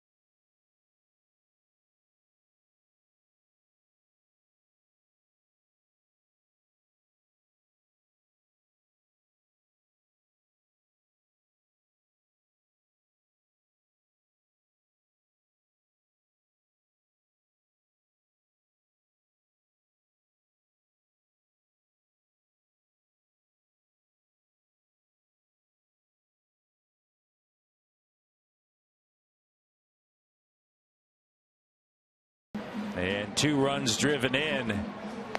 And at second base, Jose Bautista. Right back through the middle. You see Donaldson go back thinking that ball might be caught. But remember, the grass is very wet after the rain. And Eaton comes up. Really no chance to get the runner at the plate. It's cut off by LaRoche. And they do not keep the double play in order. Donaldson scores after going back, but heads up play by Louis Rivera, the third base coach, sending the runner on that wet grass. And the White Sox do not keep the double play in order. Bautista's at second base, and a new pitcher into the ballgame. This is Scott Carroll, 11 games this year, the long man out of the bullpen for the White Sox, 1-1 with a .368 earned run average. And the Blue Jays know all about Scott Carroll also in his career. He's pitched against them 3 times. 11 2/3 innings, 17 hits. Blue Jays are hitting .340 against him. Sinker slider type of pitcher. Bautista's first hit in the series. Here's Edwin, and the fastball is in there for a strike. Encarnacion walked in the second, and then a sac fly RBI in the third, the 4-run third. They've picked up 2 more runs here in the 5th, and Bautista took second on the throw. That was cut off. Carroll checks on him, and the pitch, swing and a miss, and the count now 0-2 with 1 away. A lot of breaking balls. You see a lot of breaking balls from Scott Carroll, and a nice little 2-seamer that will get his share of ground ball outs. Signed with the White Sox this past January.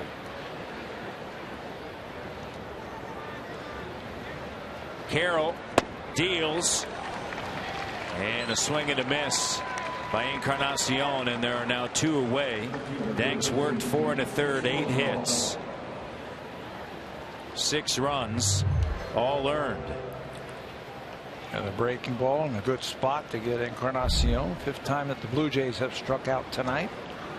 And the runner at second, Bautista, his responsibility. Colabello is the batter.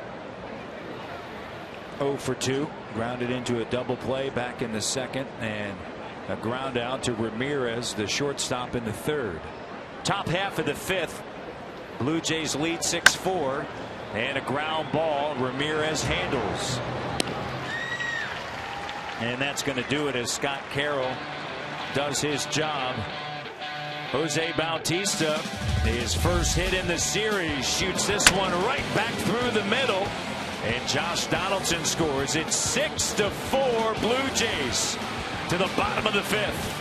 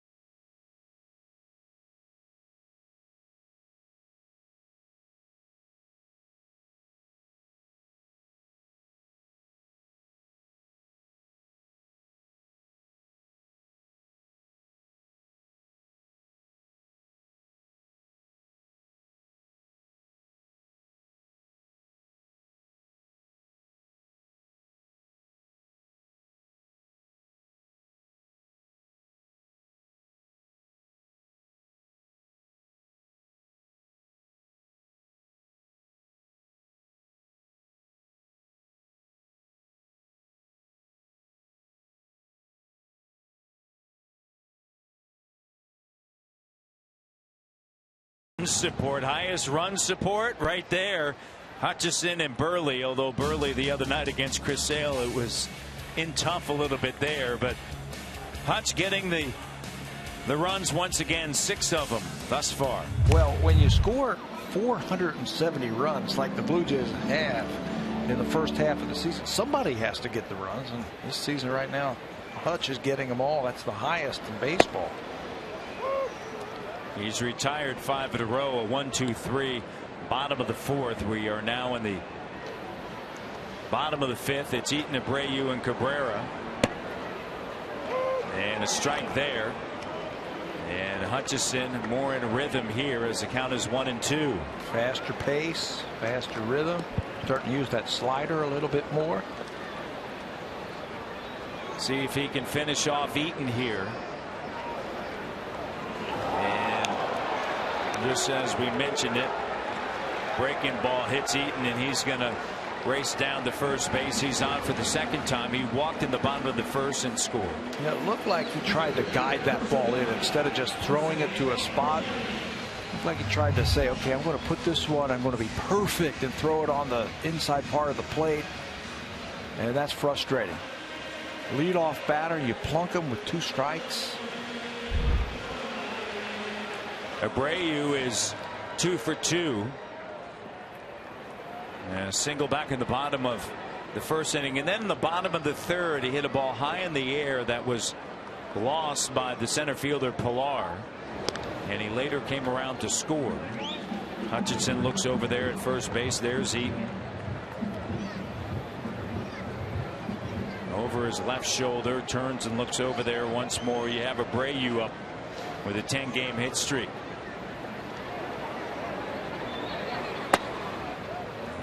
Pitch. Pretty good pitch. Yeah, misses. So it was in the zone. 14 home runs, 45 runs driven in. Double play depth through the middle. And a candidate if you can get the ball on the ground to make up for that leadoff hit batter. Swing and a miss.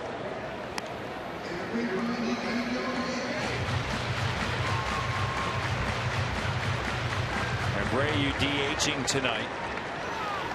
Day game tomorrow before the Blue Jays head to Kansas City for 3 games, and then it's the All-Star break.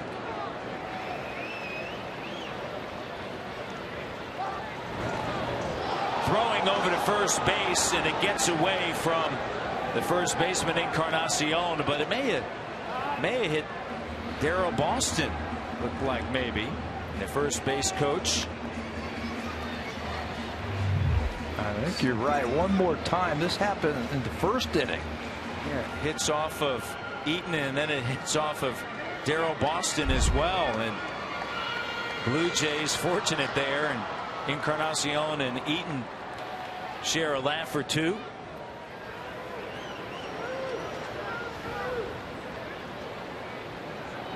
The 1-1, and this one turned on. A long strike. Ahead in the count.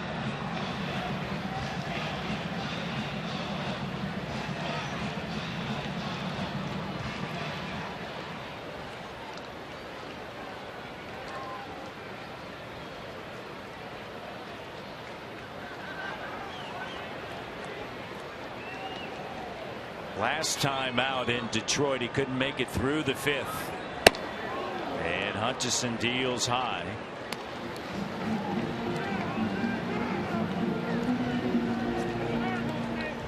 He allowed 5 runs in that inning, and it was helped by 2 errors in that inning. Has a 2-run lead here. Looking for that double play ball as Abreu remains in that batter's box, and here's a 2-2 pitch, and he rides it up and in. What a good pitch there.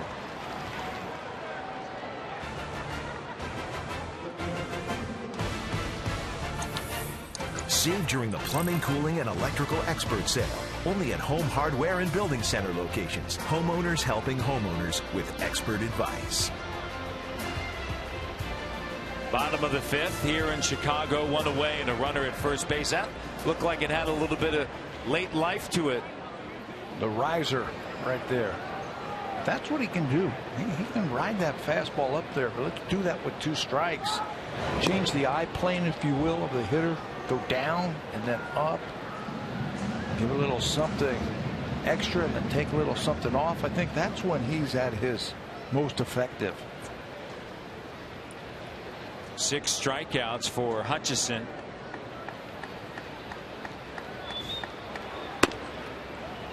And a pitch misses down low and away to Cabrera. Had 8 strikeouts against Texas. And a 3-2 victory at home on June 28th. Worked 5 2/3. 1 away. Cabrera fouls this one off to the left side, and Valencia gives chase. It's back in the seats.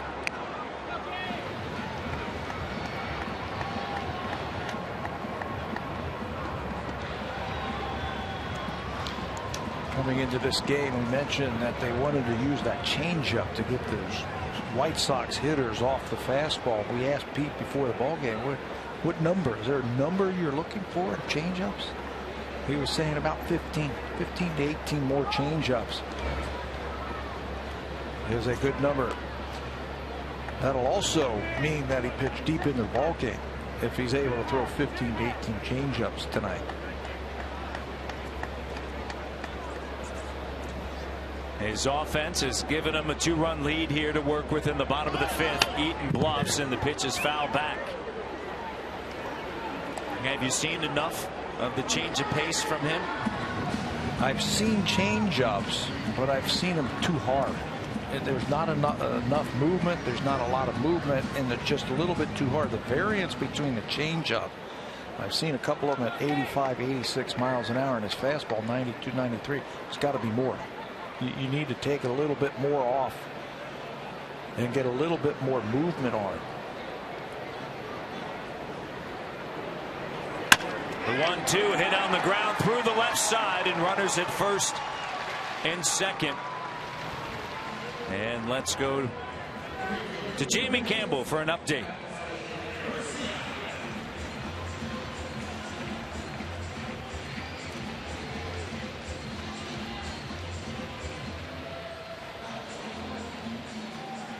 Wow. How about that? Off of Chris Archer? Yeah. You don't see that. No. Guy's been Cy Young this year, hasn't he? Bullpen with Hendricks, the right-hander, getting loose in a hurry.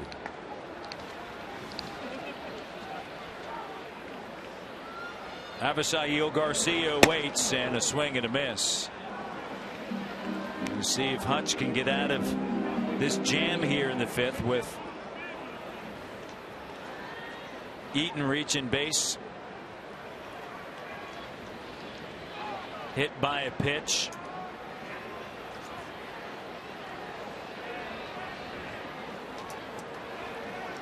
Now steps off the rubber, paying a lot of attention to the runners around him. Tying runs over there at first. Garcia, he's 2 for 2. And down low and away, swing and a miss, chasing there. Yeah, he is an obvious swinger. Loves to swing the bat. Now, he's throwing him a couple of breaking balls. You can go up with the fastball, throw him another breaking ball. Maybe you get a ground ball here, you can get out of this inning.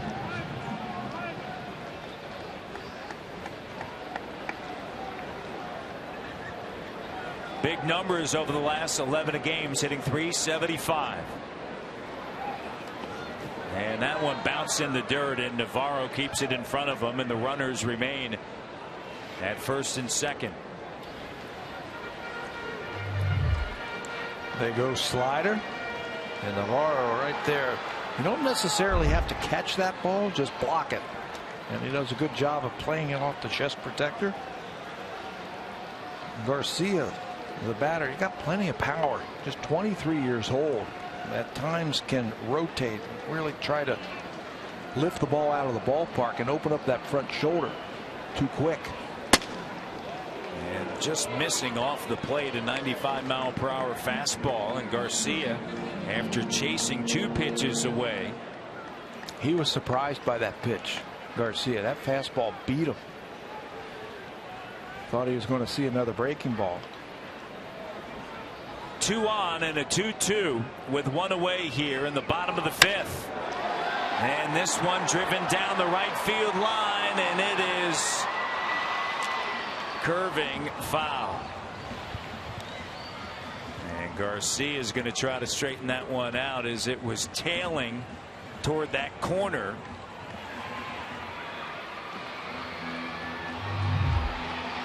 Fastball away.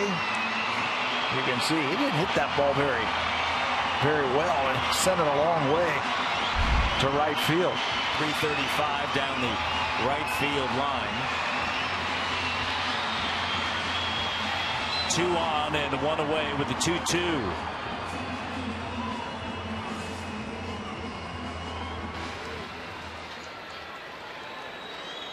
Everything was away right there. Everything is away. Do you take a chance of maybe slipping a fastball by him? They stay away, and the count runs full.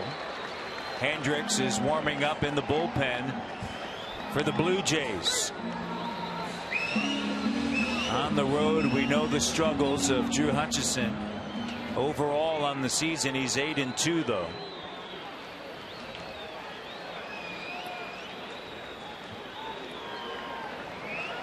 Can he get himself out of this one here?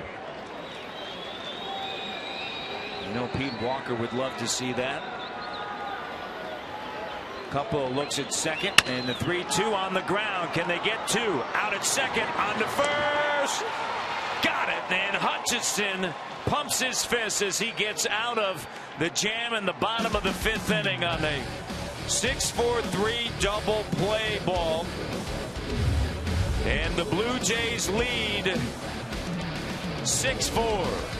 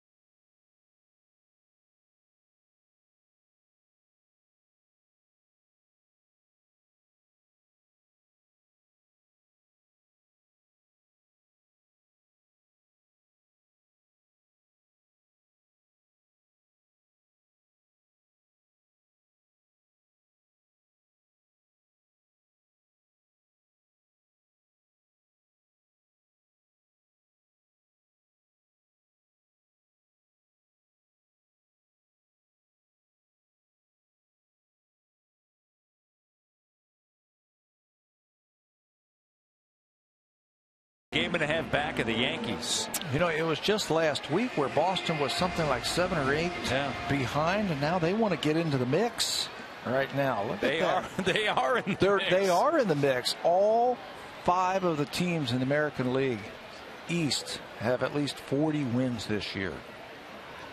Nobody else can say that in baseball. Nobody's running away with it. Bottom of the 8th inning, the Yankees lead Oakland 4-2. Kansas City 7-3 over Tampa in the middle of the 6th. Valencia, Navarro, Pilar here in the top of the 6th inning.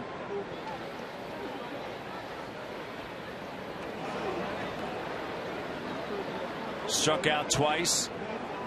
looking and swinging against Danks, and this one shot through the left side for a leadoff base hit.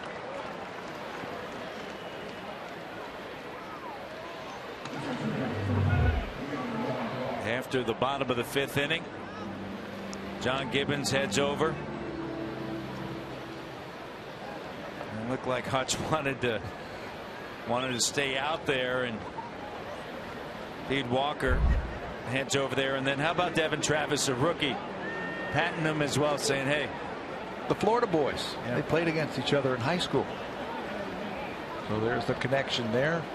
Looks like Hutch's night is finished, and they will go to the bullpen. Let's get some tack-on runs right here. Yeah.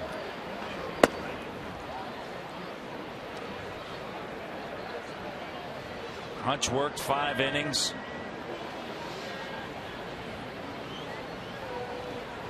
Seven hits,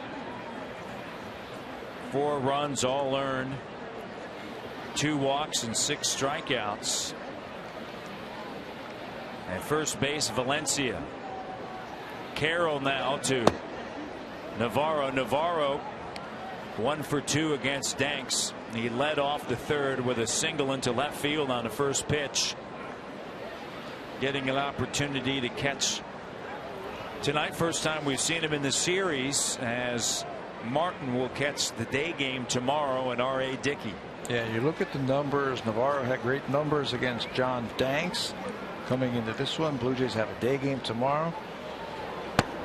So Russell gets the night off today. You get Navarro a chance to do some damage with the bat. That's Drew Hutchison. Russell will catch the knuckleballer tomorrow afternoon. And Jeff Samardzija, we were talking about Jose Quintana and the 44 no decisions since 2012. During that same stretch, Samardzija 39. It's been a tough go for him as well, and that's been a few different spots and stops. Cubs and Oakland, and now here with the White Sox.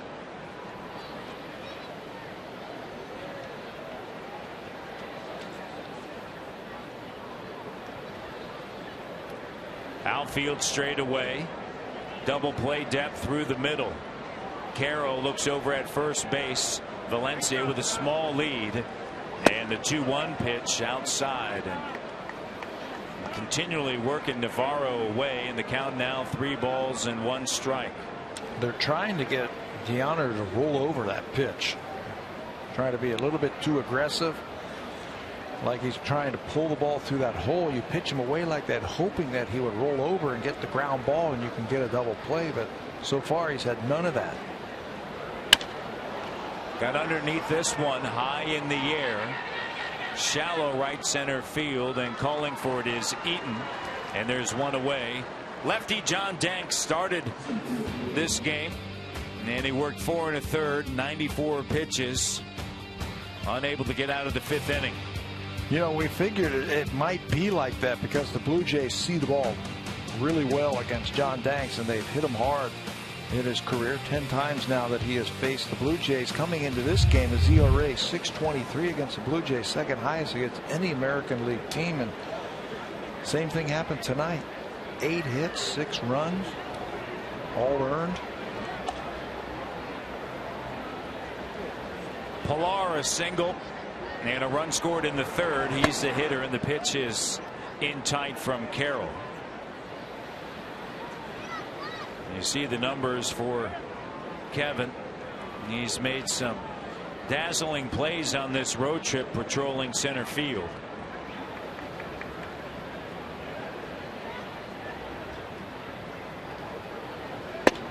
And the pitch down and in. Well, I like his approach right now. You see those 2 pitches on the inner half, but he never opened up. He took those pitches in a good hitting position. The bat in the launching position, the front shoulder closed, so if Carroll throws something out over the plate, he's ready to hit it hard. See if he can do something with a 2-0 pitch here from Carroll. And that one with all type of movement on it. 2-0, you're in the driver's seat.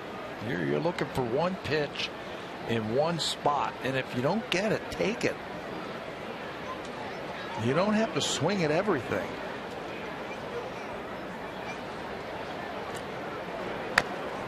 And the count now 2-2. Since May 27th, you see the numbers. Big numbers for Pilar. 361 average with power. Yeah. 6 home runs and 20 RBIs. This guy's a gamer and a battler. He was struggling in May. He never took it out onto the field defensively. He just went to the cage and started working. Made a few adjustments and it's taken off. Ground ball chopped down the third base line. Barehanded by Beckham, and Pilar's got an infield base hit. And how about this? Since May 27th, he has 17 now, including that right there. 17 multi-hit games. There you go. One thing we have learned about this field is that ball's not going to roll foul if it starts up that third base line. We saw it earlier with Tyler Flowers, who hit a ball like that, and now Pilar dribbles one up the third base line and gets an infield hit. Especially with how damp it is. The rain has stopped, but still misty here on the south side. Runners at first and second with a 1 away here in the top of the 6th. Carroll to the plate, and Travis has been right in the thick of things here. In the 3rd, base hit and a run scored, and then in the 5th, he doubled to lead off the top of the 5th inning and later scored off of a double by Donaldson the other way. And I still think the outfield is too shallow for him. He's got some pop in that bat. He sent that ball over Eaton in center field the last time. He's got power the other way. Ground rule double as he swings through that one. You might look at him and say, okay, he's 5'9". He's a rookie. He's a second baseman. He doesn't have any juice in that bat. He's got some pop. Yeah. He's got 7 home runs. He showed that to that center fielder we were just showing there, Eaton. He drove it over his head. We've seen him hit balls off the top of the wall in right field.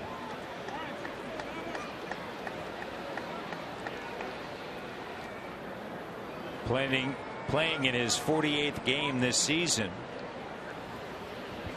and he hasn't missed a beat. Now the DL comes back and it just keeps going for the rookie. 1 out and 2 on, and a breaking ball. He doesn't chase it. You know, it all goes back to his approach at the plate. It's a good approach. He's off the plate a little bit. He strides into the ball. He never gives in. It's a good approach.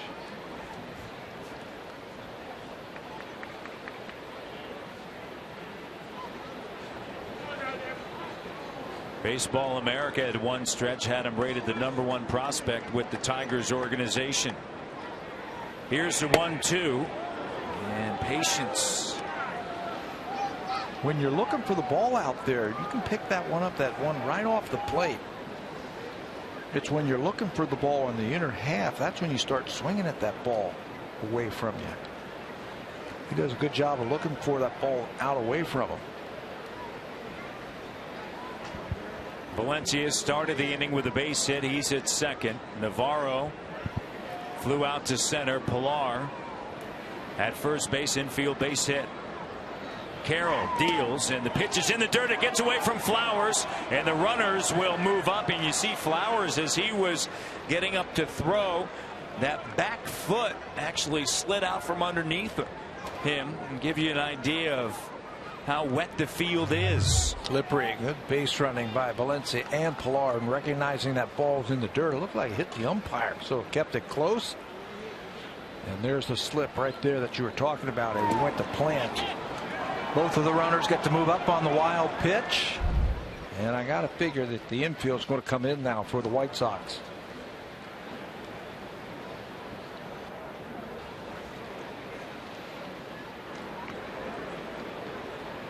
A base hit and 2 could score, and Travis fouls this one off. On a cool evening here in Chicago.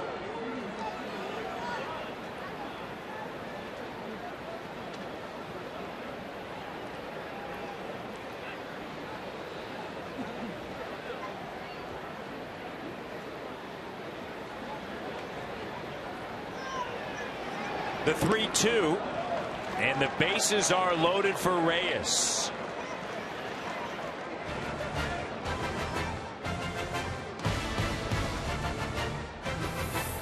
The 2015 Honda Civic is Canada's best-selling car for 17 years in a row and the official vehicle of the Toronto Blue Jays.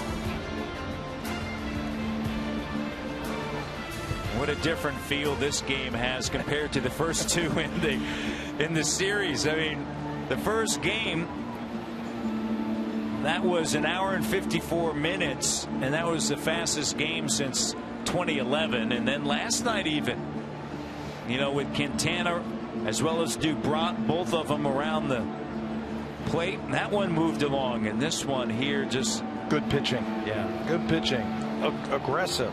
A lot of balls, a lot of 3-2 counts tonight from both of these teams. Now with the bases loaded and just one out, this is where Jose Reyes gets very dangerous right here. Climb all over that fastball. It's been a problem for Jose this year. They're going to come out and do some work around that mound. Yeah. It's getting a little bit slick for Scott Carroll. Last year against the fastball, Jose Reyes hit .310. He did an outstanding job just waiting for that fastball and turning on it. This year, a different story, just a .246 average. In this situation right here, bases loaded, one out. Look for the fastball first pitch and try to do some damage. I like him better from the left side here. He gets aggressive from that left side when that right-handed pitcher tries to jump ahead of him early. This is the time to do it right here. Reyes 1 for 3 against Danks with a run scored and 2 RBIs, both coming in the third. And the work appears to be complete on the mound as Carroll wants to check it out. Hard to believe over the last couple of days that this is a July in Chicago. I mean, typically, as you well know, it's in the high 20s, right around 30, but not the case over the last It 2 looks days. like Scott Carroll wants some more work done on the mound. Yeah. See if the grounds crew once again coming back out now is stopped. The umpire says no. And third base umpire Greg Gibson sends grounds crew back in the dugout area. Over at third base, Valencia started the inning with a base hit. Pilar with a base hit. He's at second, and over at first base, Travis with a walk. There's one away here in the sixth. Carroll with Reyes, the batter. And Reyes looks at a breaking ball for a strike. Breaking ball first pitch. I mean, they look at the same scouting reports, right? Jose is very aggressive in these situations here, just sitting for that first fastball. Carroll, big right-hander, deals and a swing and a miss. Change of pace. And the count 0-2. Donaldson awaits on deck. Bautista in the hole. Outfield straight away. Bases are loaded.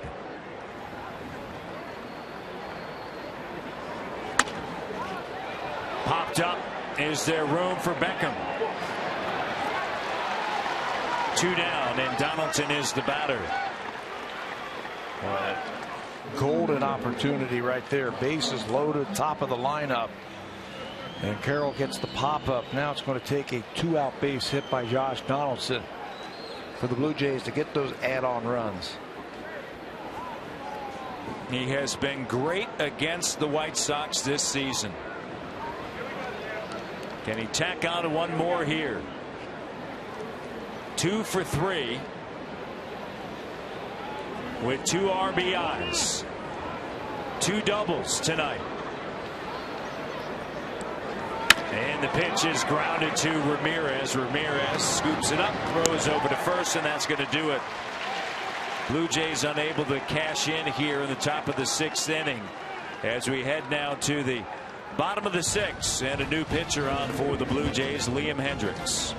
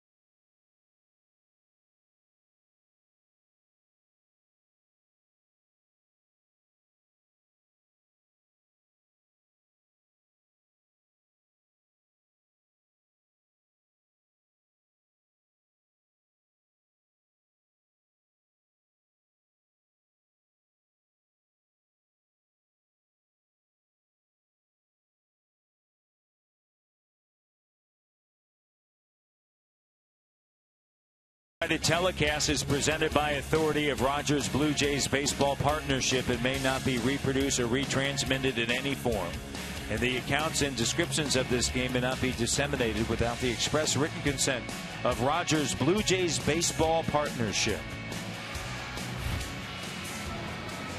Bottom of the 6th, and a new pitcher on for the Blue Jays. First time that we have seen Liam Hendriks in this series. He will get ready to work for the 31st time this season. Good numbers for Hendriks. He's thrown 38 innings, 38 to third innings. Righties have not had a lot of luck. A 171 average. He's only walked 6 batters. It's been an impressive run for him this year. He was a starter last year. They put him in the bullpen. He can give you multiple innings, and his miles per hour have jumped up. He's always been known as a strike thrower. He's always thrown a lot of strikes. He's always pounded that strike zone. But this year he's got the added miles per hour and putting together a pretty good first half for the Blue Jays. Absolutely. Hutchinson worked 5. 7 hits, 4 runs, all earned, 2 walks, and 6 strikeouts. LaRoche, Ramirez, Beckham here in the bottom of the 6th. And the fastball high and away. Jumped on a pitch back in the bottom of the 1st inning. Picked up a pair of RBIs against Hutchinson. The shift is on, and the pitch is up and in.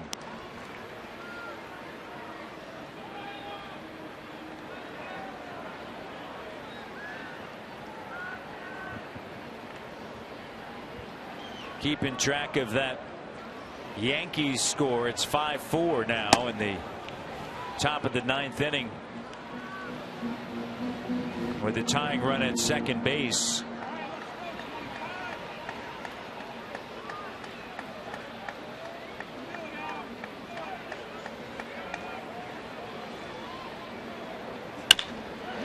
LaRoche past the diving Devin Travis, and it's into right field. All right, let's check in with Jamie Campbell.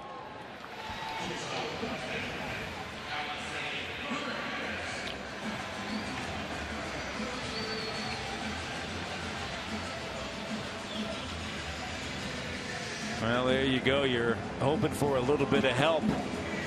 And so now it's 2 games back. About the Yankees starting to get healthy again. They welcome Jacoby Ellsbury back, and now they get Andrew Miller back. Watch out for the Yankees. They're now up by 2 games on the Blue Jays.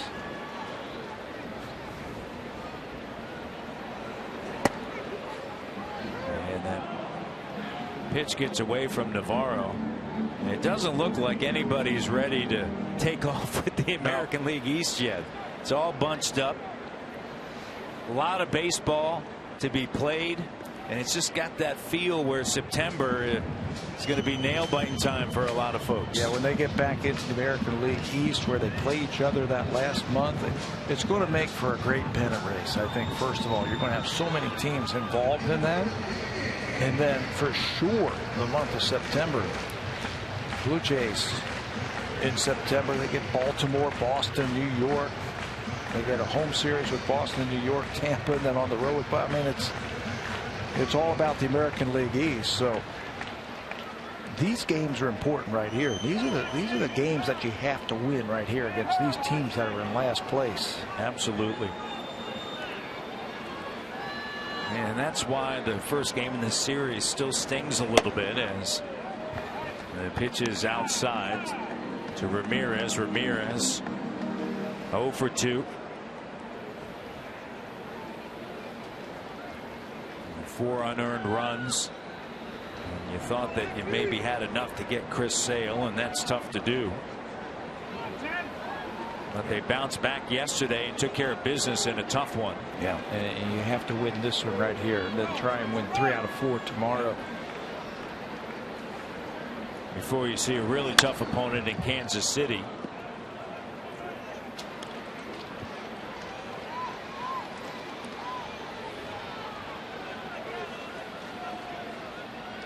Kansas City 48-33. They've won 3 in a row. Although they're 5-6 against the East thus far. Ramirez the batter. LaRoche over at first base. Ramirez has had very good numbers against Liam Hendricks in the past, hitting over 450 with a home run against him. Looped into shallow right field. It's going to fall in for a base hit. And the average is going to go up with that base hit. Drew Hutchison threw 5 innings tonight for the Blue Jays. Here are the numbers: 7 hits, 4 runs, 2 walks. He had 6 strikeouts. He had a good fastball. Every one of the strikeouts were swinging by the Chicago White Sox.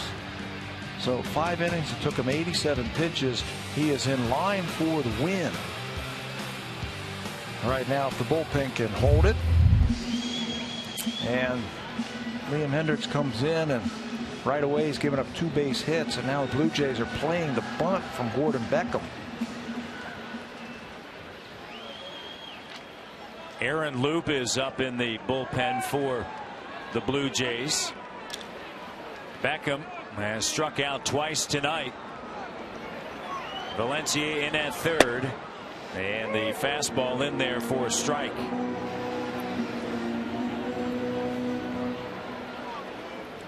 Chicago doesn't like to sacrifice very often. They've only had 11 sacrifice hits this year, sacrifice bunts. Beckham has 1 of them. LaRoche at second. Ramirez at first. And the count 1-1.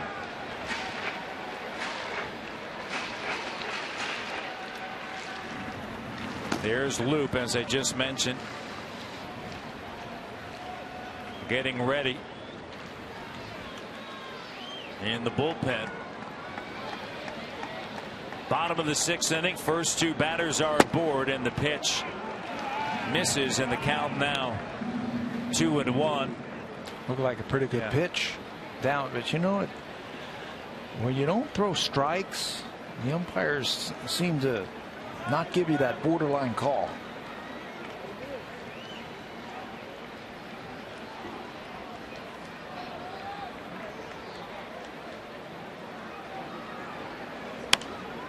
Fouled off. Well, the Blue Jays pitchers have been in a jam now in 2 straight innings.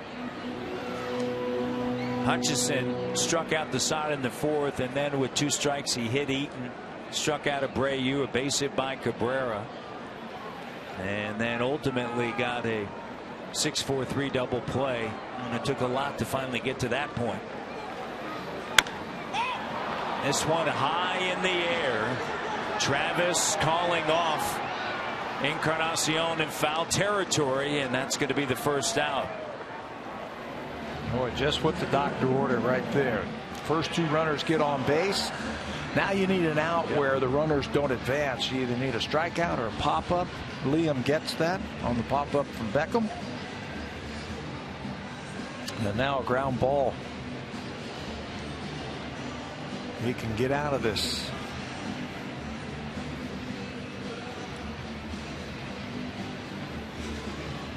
So Flowers is 1 for 2.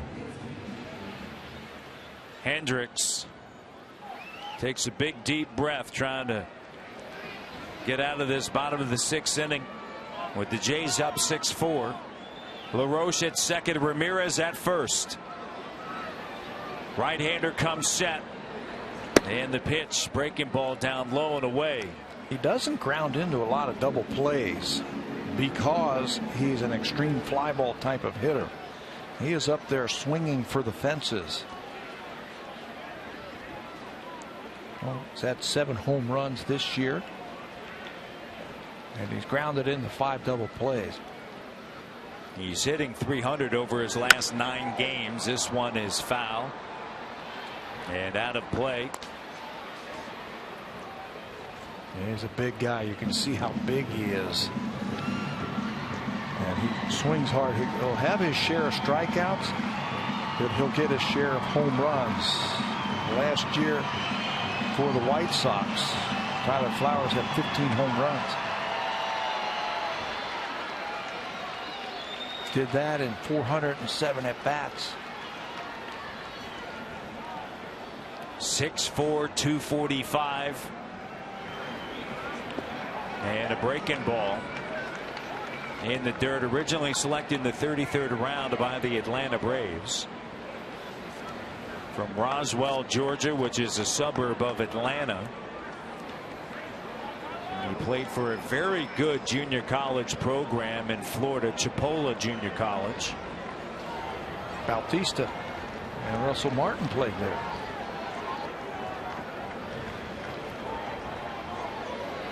They produce big leaguers. Chop foul.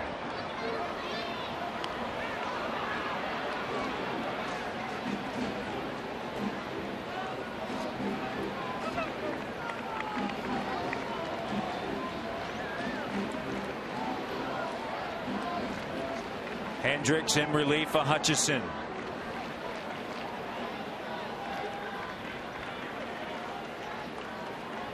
In the bottom of the 6th, Navarro with the signs out to the right-hander, who leans in, grabs the signs, comes set at the belt, and here's a 2-2, swing and a miss, got a fastball by him in 95. All right, Liam has come up big for the Blue Jays this year with the strikeouts. And there's another one right there. Home run threat. So he just pumped that fastball down and away to him. Flowers struck out 159 times last year, 55 already this year, and there's a big one. Yeah, he was really late on that. You almost wonder if he was thinking about something else. That thing got by him in a hurry. Sanchez is the batter. He's hitless, and a fastball outside, and you see the numbers for Sanchez. Just 163. Yeah, don't want to lose this guy. You want to get him right here. Yep, just attack him. And the count now 1-1. We used to call that knock the bat right out of his hand. No tricks. Here it is. Give me your best fastball. He hasn't homered this year. where there's not a lot of power. The outfield is shallow, except for Bautista in right field. He's a few steps deeper than the other two. Well, he hasn't hit a home run in his major league career. His second year in the bigs, played in 28 games last season. Only has 15 combined RBIs, but he may pick one up here. Falls in front of Colabello. Here's a play at the plate. Navarro late with the tag as he was diving back to get LaRoche, and LaRoche scores as Sanchez pokes one into left field. The outfield wasn't shallow enough. It looked like that ball was going to hang in up there for Chris Colabello to make the catch, but he laid back on it, and then a good throw would have got him. Catches it on one hop. You can see Sanchez just loops the ball to left field. Chris is going to play it on one hop, and now the throw is going to be up the first base line. If it's on target, he gets the runner, but by the time Navarro comes back,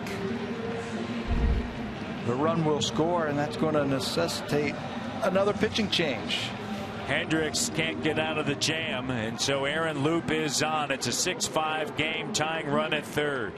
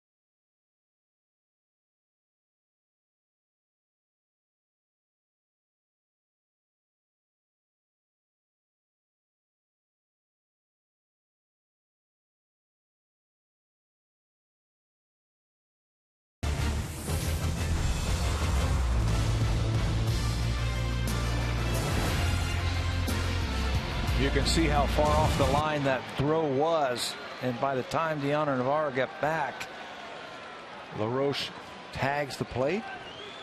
I mean, it's close. Yeah, throw on the line. Yeah, would have got him.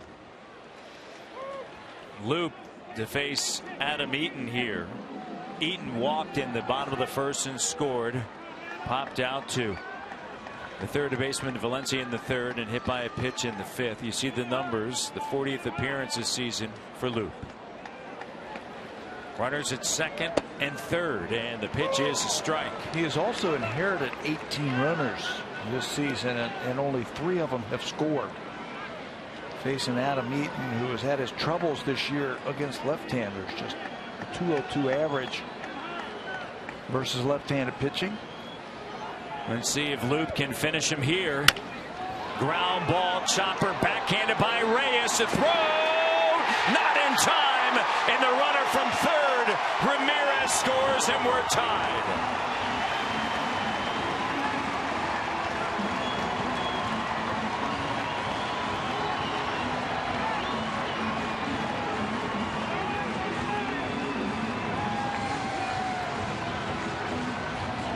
Go-ahead run now moves to third. Ramirez scores. Adam Eaton is just too quick. Again, he just slaps the ball on the ground past the third baseman, and he will get an infield hit. You can see that 2-strike defensive swing. He's coming out of the box, and he's going to beat it for a hit. It's his second full season in the American League. Says he's just now starting to learn the pitchers. tied at 6. Abreu skies it. Shallow center field. Pilar right there for the final out here in the bottom of the 6th inning. But an infield base hit by Adam Eaton scores Alexi Ramirez.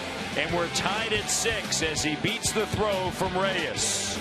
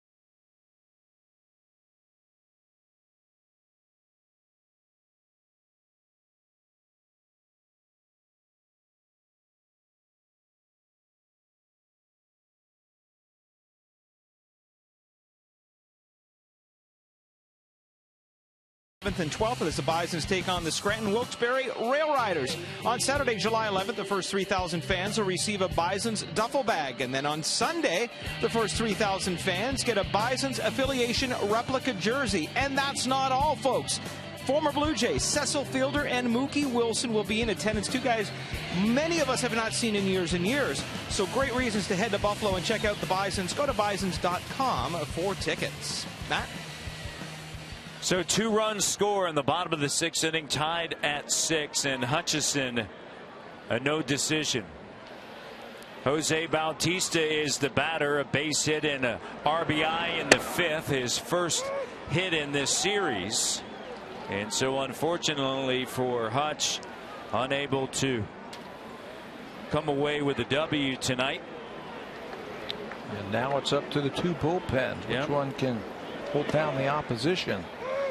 Scott Carroll has come in and done a nice job. Stopped the bleeding in the 5th inning. Retired 2 batters and then threw a scoreless 6th inning. Although he was in a jam. Yep. But able to get out of it. And a breaking ball is down low and away. Hendricks worked 2/3. 3 hits, 2 runs, both earned. Loop came in, face Eaton, an infield hit, and plated a runner, and then Abreu flew out, and Bautista frustrated as he strikes out for the 3rd time this evening. Broke his bat on his single this last time up. It looked like he broke his bat after he struck out there.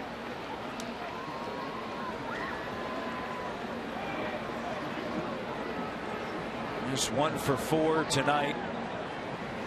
And 1 hit in the series. And did it hit him? It did. And Encarnacion's going to head to first base. And a frustrated Jose Bautista is in a stretch where he is 7 for 49. Looked like a backup breaking ball right here. And then he tries to duck out of the way, but it just clips him on that elbow pad. So the Blue Jays will take that base runner. Colabello is the batter here.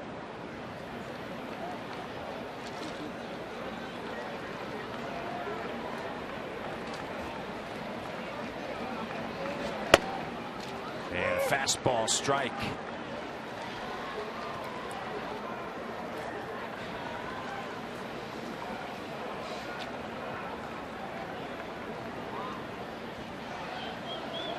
Colabello tonight is hitless. Can he come through? Encarnacion at first with the lead, and we got a tie game, 6-6, and Carroll misses there. Has got a lot of action on that. Yeah, his two-seamer, he'll get a share of ground balls like we said. Slider and curveball, it's got good location and attacks that strike zone. He also has a real good pickoff move, so you can't stray too far over there at first base. Although I don't think Edwin's going to try and steal. And a strike there ahead in the count.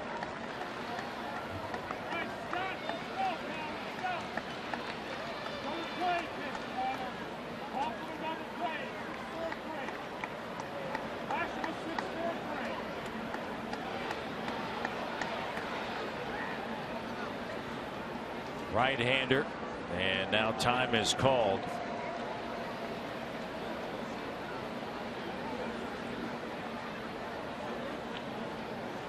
Day game tomorrow, and the fourth and final game of this series. Game 3 here. Encarnacion over at first, and the right-hander to the plate, and chop foul right at the plate.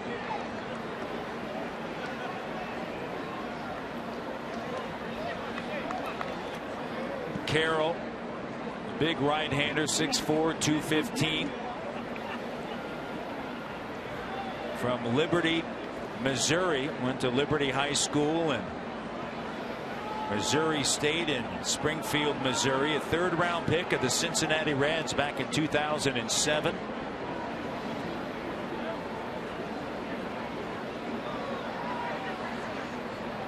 Looks over at first, and he deals, and Colabello takes it. Pretty good at bat right here. He's making some pretty good pitches on Chris Colabello. Sinkers in, sliders away. Can't guess with him now with 2 strikes. Just have to see the ball. Second year in the bigs for the right-hander at 30 years of age. It was 5-10 a season ago in 26 games, and that one too low and outside. And a sinker in the count of 3-2. On deck, Valencia.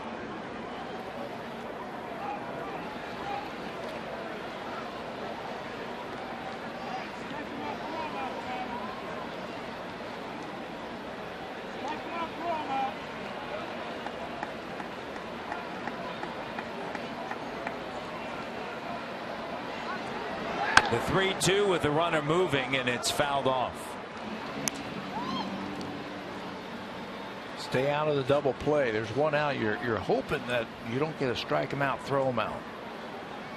Right here, but that good sinker, anything that is hit on the ground, it's going to be a double play. So the Blue Jays start the runner at first base. A little bit bigger lead from Encarnacion on that last pitch. Cool 15 degrees here on a July night in Chicago. Encarnacion going, and chop foul, and the count remains full.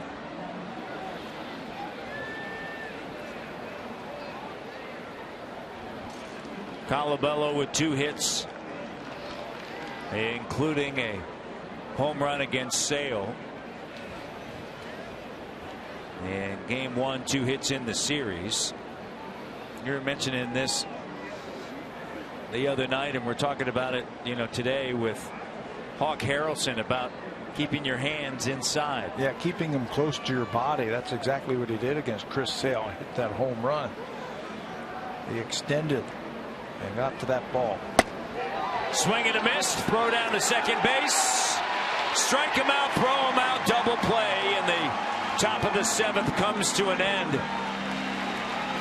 All tied at 6. Cabrera, Garcia, LaRoche due up for the White Sox on the south side.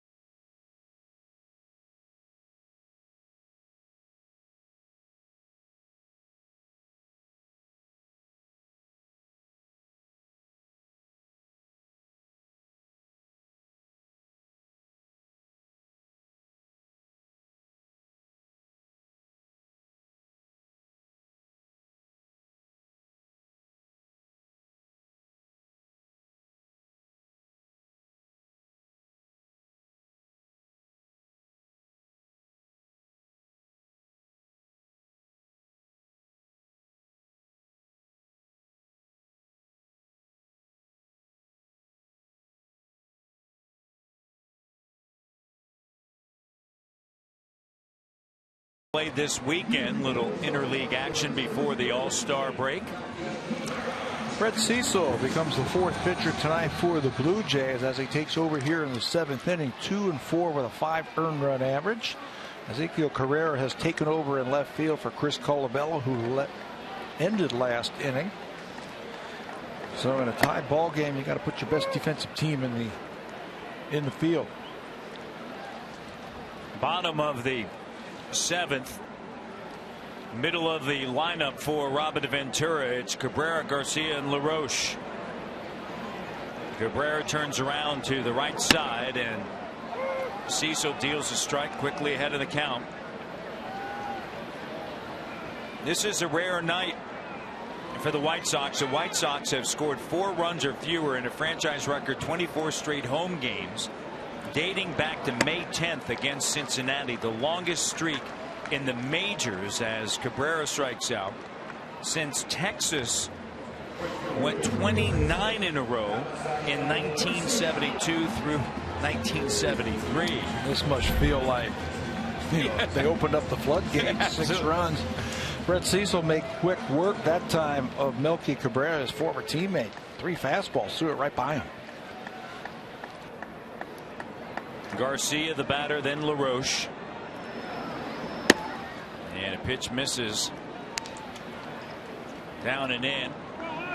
Avisail base hit in the bottom of the first inning, and a run scored, a single and an RBI in the third, grounded into an inning-ending double play in the 5th inning with runners at first and second base.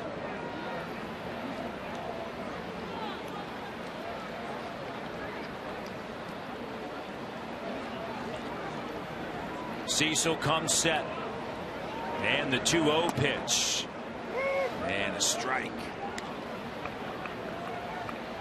Count now 2-1 to Avisail Garcia. You like him? Yeah, I like him. I think there's a lot of room to grow, and he's really learning the game of baseball here at the major league level. And he laces this one into left field, and Garcia, as Carrera plays it off of the wall, has got a stand-up double and a go-ahead run here in the 7th. He's a raw player, but a lot of talent. You and I had a chance to visit with Kenny Williams before the ball game, and Kenny, president of this organization, the general manager for years, really likes Garcia, and he traded for him. Got him from the Detroit Tigers, gave up Jake Peavy. Shows you a little something that he has right there, some power as he stays behind that ball. He'll pick up his 3rd base hit of the night, and he can run for a big guy. And they expected to hit this year, something that you touched upon earlier, but they haven't up to this point, and here they are after 24 straight home games of scoring 4 or fewer. They have 6 here tonight, and they want to cash in for more. LaRoche, the batter, doubled, and with a pair of RBIs in the bottom of the first, single to lead off the 6th and later scored, and a breaking ball down low and away.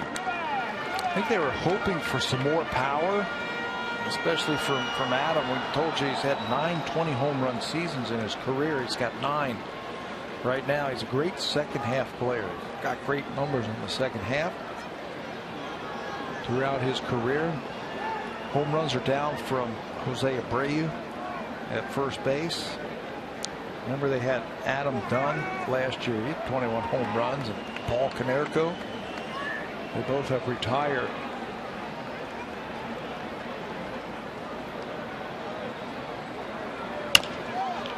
Ground ball, chop foul. Konerko originally in the Dodgers organization and then traded over to the White Sox. Part of that 2005 World Series team. And you look at the American League Central. You know, Tigers, I think they felt they were going to be right in there, and Chicago as well. And Cleveland. Yeah, Cleveland too, with all their young pitchers. Biggest surprise is probably Minnesota. But if the White Sox would get any kind of hitting, I think they could be a force because they've got very good starting pitching. Very good starting pitching. Robin Ventura got a vote of confidence last week from the organization.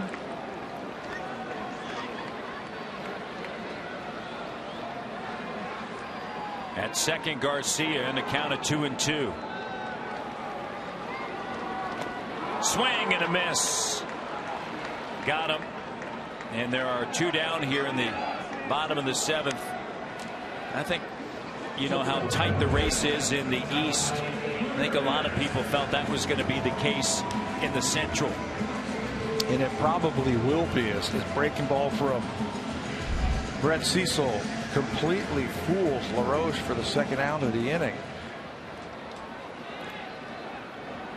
There'll be a team there, I think, that makes a run at some point.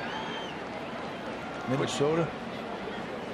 What a surprise they are. Paul Molitor, former Blue Jay, managing there. Torrey Hunter back there in Minnesota. Joe Mauer's starting to swing it a little bit more. Yeah, it's how does Detroit navigate not having Cabrera? Yeah, that's going to be a big question. Can this team find some offense? They certainly have tonight. The White Sox, Kansas City, they've been who they were a season ago. I think they're the class of the Central for sure. First base, and battling with it was Encarnacion, but comes away with it, kept it in front of him, ended up grabbing it, and then just diving on that first base bag, and that's going to end the bottom of the 7th inning. Here it is once again. Ramirez, Encarnacion handles it. We head now to the 8th.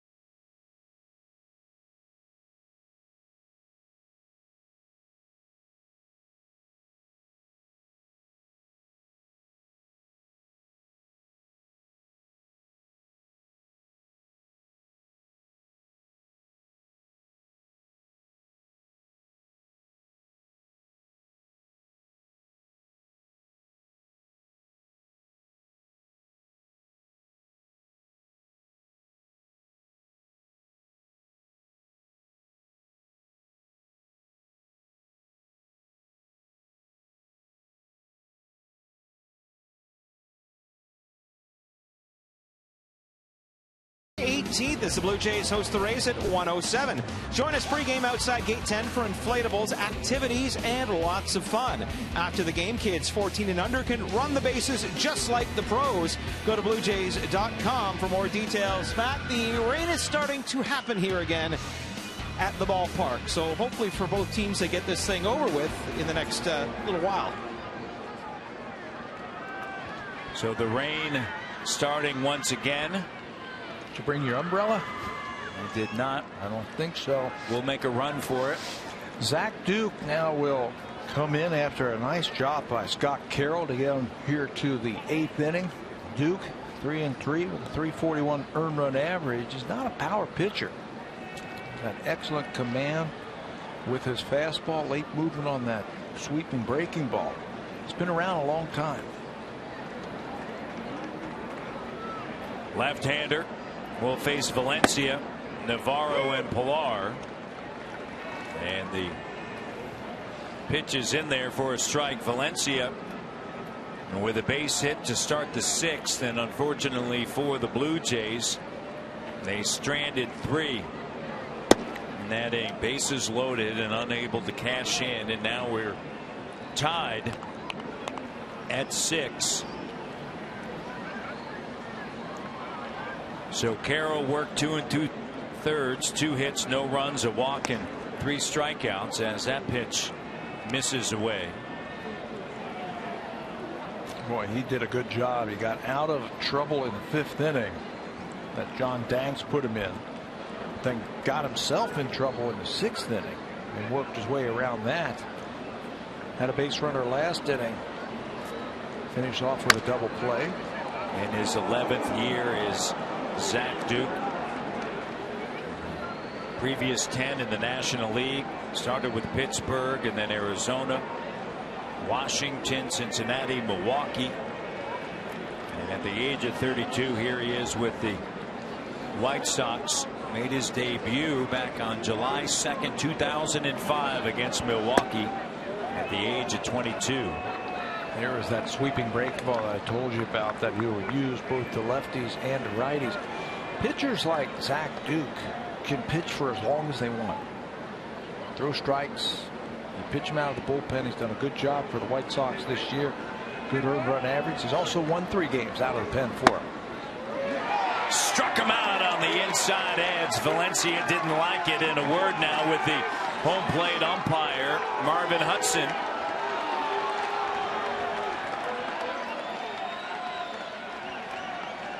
That one looked like it might have been low. I think Danny Valencia's got an argument right there. Duke pitches the ball. Looked like a fastball from the side here. Looked like it was low. One away here in the 8th. And a strike now to Navarro.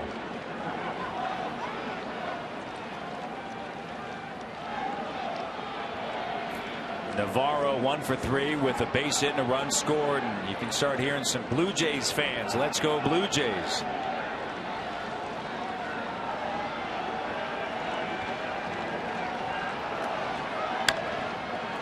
As the rain falls here, not heavily. It's a misty rain. The miss. Not enough to stop the ball game. It's just a nuisance for the players. It really is. We've seen it affect some ground balls, that's for sure. Hitting too. I mean, you're always worried about gripping the bat, that the bat's going to fall out of your hands. And hit through the raindrops. Duke deals and the pitch misses away. Navarro giving Martin the night off. We'll see Martin tomorrow. One away here in the 8th. Navarro, the switch hitter, awaits. And now steps away.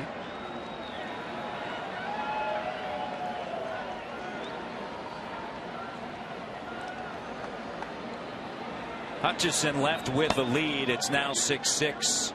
Did he go around? They'll check down the first base line, and Chad Fairchild says no, he didn't.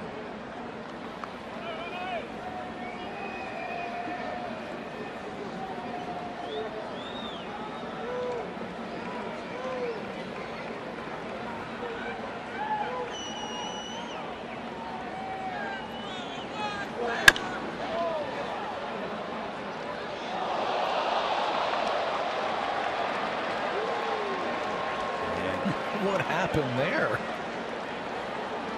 That thing was shooting down there in a hurry, and I think we have an iPhone that may have an issue now. Got out there in a hurry.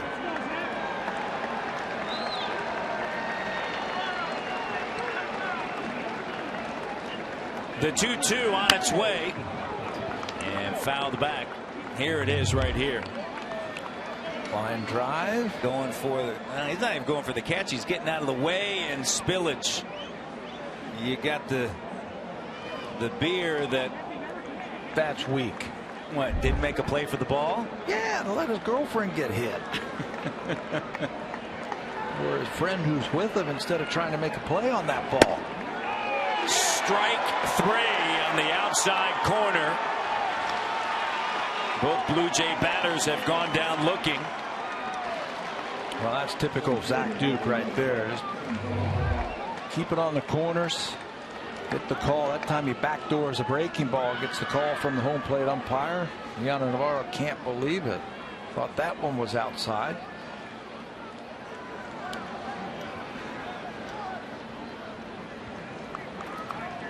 Somebody needs a beer down there on the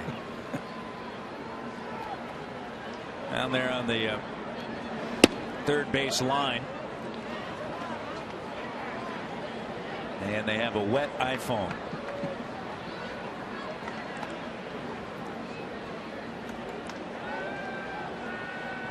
Two outs. Pilar trying to check that swing, unable to do it. In the bottom of the 8th inning, for the Sox, it's going to be Beckham, Flowers, Sanchez. Zach Duke to the plate. They're not picking up that slider at all. Looks like a fastball. It's got some late break to it.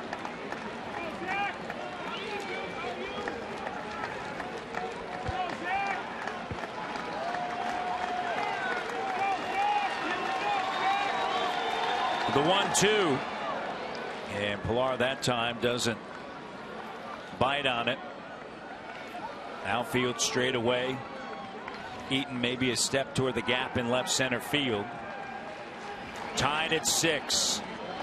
Duke has come in here and he's filling up that strike zone. He's thrown 16 pitches, 10 of them for strikes. And Pilar beats that one foul. Looks like he's trying to expand the strike zone a little bit now with 2 strikes on Kevin Pilar. See if he'll go outside the strike zone. Get him out.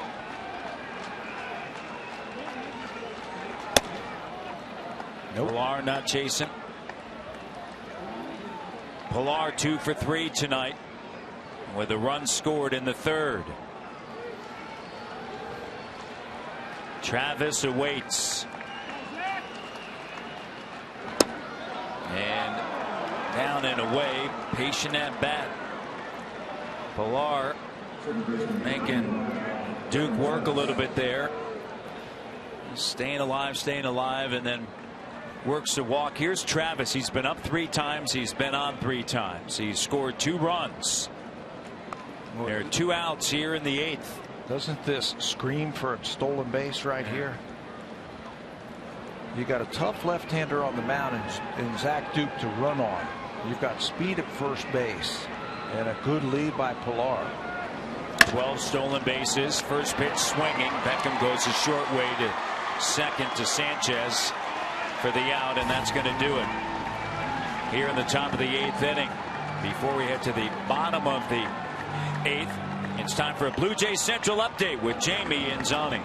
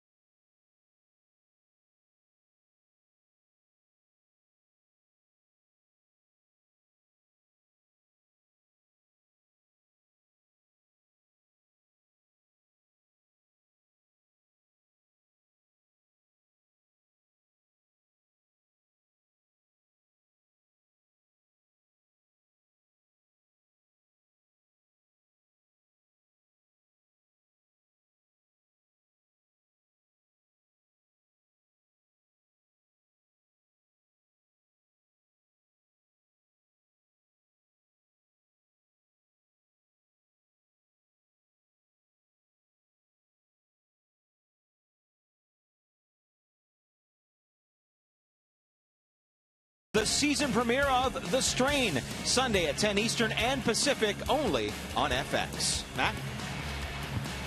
New pitcher now on for the Blue Jays. Bo Schultz takes over for Brett Cecil. You saw Bo in yesterday's ball game. He threw an inning, had a couple of punch outs. He was lifted with 2 outs in the inning. Aaron Luke finished that one off. Bo's been good in 11 games. 186 earned run average, 15 strikeouts. Look at the strikeout to walk ratio. That's very good. 3-1. His fastball moves. He's got good sinking fastball and a tight slider. He will face the bottom of the order of the White Sox here in the 8th inning. 5th pitcher employed by John Gibbons. Travis plays it to his left and over to first. And there's one away. All right, let's check in with Jamie once again. Jamie?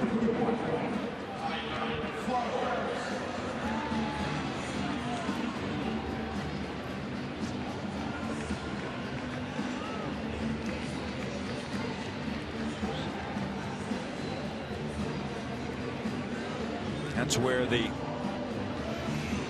Blue Jays will head next. They're going to head to Kansas City. Tampa Bay. Yeah. In a tailspin. That's 10 out of 11 they've lost. Flowers swings at the first pitch. And he lines it back through the middle. And with one away, a runner aboard, the go-ahead run here in the bottom of the 8th inning. And Sanchez is the batter. Fastball up. And a pinch runner will come in. Yeah, he swings. Tyler Flowers, not a lot of speed, so Emilio Bonifacio, a former Blue Jay, is going to come in to pinch run. For Flowers, he is a threat to steal. Bonifacio, as Flowers' night comes to an end.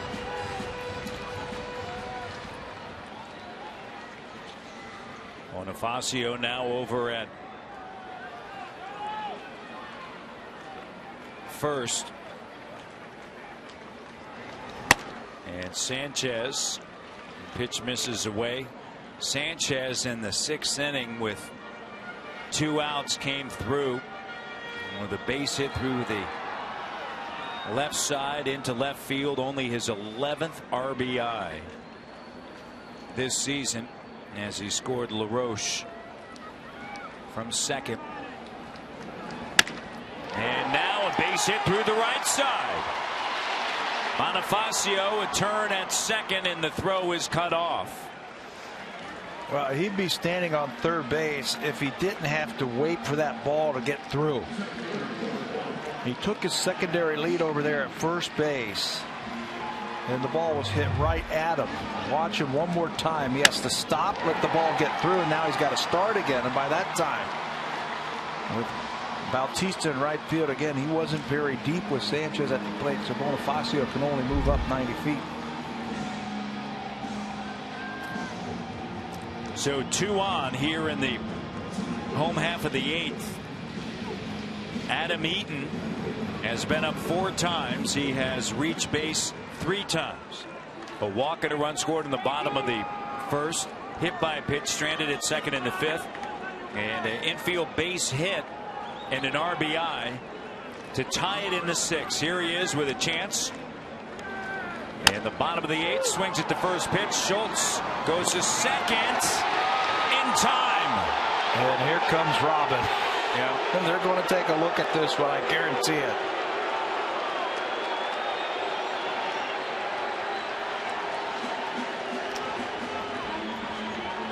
So Ventura heads out to have a conversation with Sam Holbrook.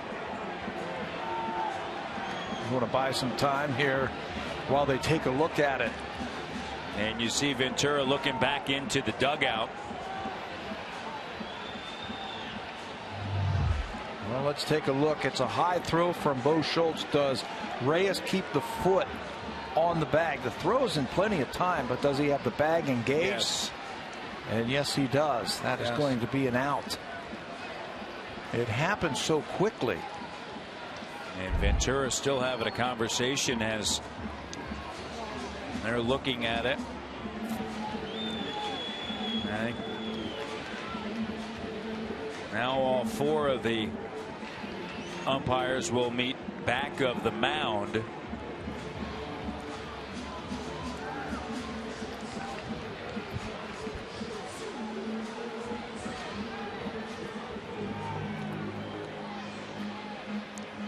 And they're going to ask to look at it, to take a look at it. So the play is under review here. This might be a better angle. Watch the right foot. Is it on the bag or is it on the side? I mean, it's so difficult to tell. And it appears as though it's in the glove, and that left foot, it could be touching that edge. I mean, that's the way you're taught, right? Straddle the bag there. And it looks as though, I don't know if they're going to have enough to overturn that. Yeah, you have to have concrete evidence to overturn the play on the field. I think you have to see gap between Jose's shoe and the bag. Right. And watch, you have obviously the white part of his shoe and the white part of the bag, and you still see them blend in together there. He has made the catch, and you know he's jumping there as Sanchez is going in for the slide. Very difficult to tell, but I just don't know that you can have enough to overturn it. Man, they're going to say out. Yep. So Sanchez is out. 2-6 on the force out at second. Now still first and third. Yeah. And you've got speed on the corners. And you have Abreu, the batter. Couple of hits, couple of runs scored.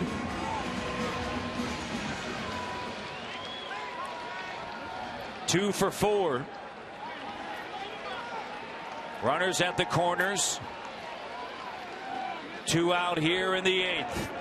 Bull Schultz, right-hander, comes set and deals. The important run is the one at third base, and if they get him in, that's David Robertson on the left, the closer. And if they don't score the run, that's Zach Putnam on the right, number 57, warming up for the White Sox. Again, the important runner is the runner at third base. So I think the White Sox are going to leave Eaton at first base and make Encarnacion hold him on, opening up that right side. We have seen and talked to some of the White Sox people saying that Jose Abreu does a good job of shooting the ball the other way. There's a big hole on the right side of the infield for him. Swing and a miss. Good pitch there, and Schultz is ahead in the count. Played collegiately at Northwestern University in Evanston, Illinois, a suburb of Chicago. They play in the Big Ten. Joe Girardi, the manager of the New York Yankees, attended Northwestern. Runners at first and third. And fouled back.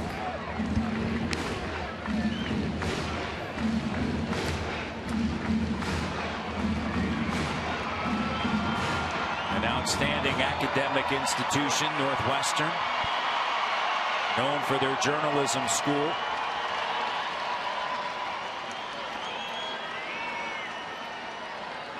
Eaton at first. Bonifacio is at third. Schultz comes set. And the 1-2. Got him on the inside edge. Striking out Abreu. With the potential go-ahead run 90 feet away. Fastball burns that inside corner.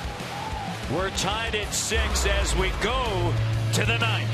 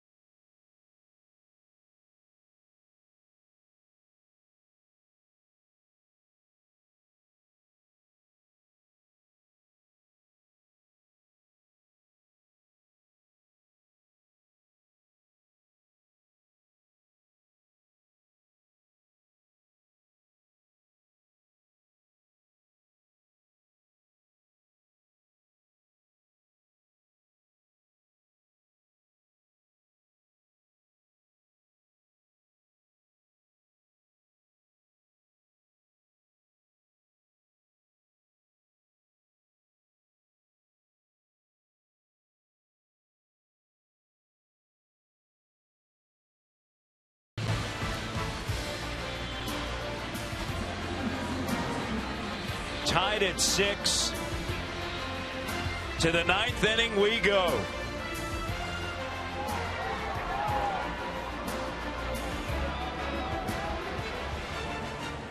Top of the order, Reyes, Donaldson, Bautista. Giovanni Soto replaces Flowers, as Bonifacio ran for Flowers in the bottom of the 8th inning.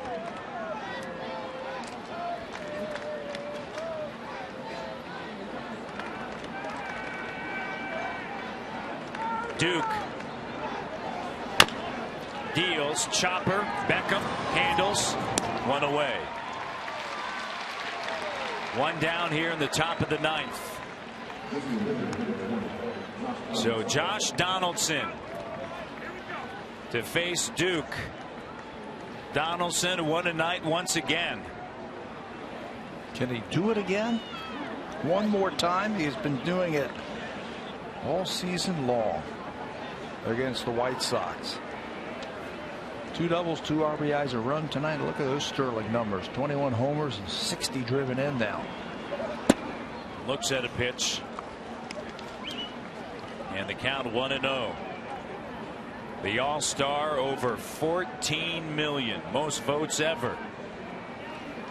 Third baseman for the Jays. A big swing and a miss. Well, he's thinking about trying to launch one into the seats right here, and he's got that big finish. Can't come up with a breaking ball from Duke.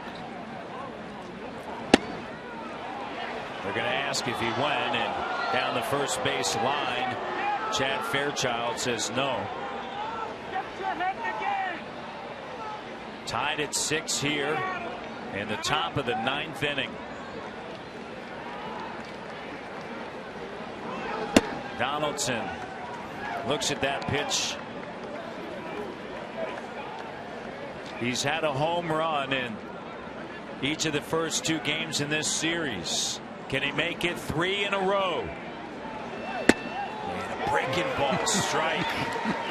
He's not going to throw him a fastball on a fastball count. No, sir. Bautista waits on deck.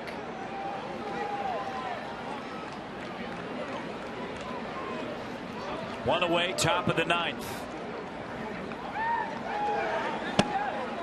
And missing outside, and a 1-out walk to Donaldson, and that's going to bring up Bautista. And a second walk given up by Duke. And Bautista tonight is 1 for 4. It's been a frustrating series thus far offensively for Jose. And see what he can do here against Duke. Surprised they're not going to the right-hander. Yep. And a liner right back to the pitcher, and they double up Donaldson. Can't catch a break. Tied at 6. We go to the bottom of the 9th inning. Line drive right back at Duke.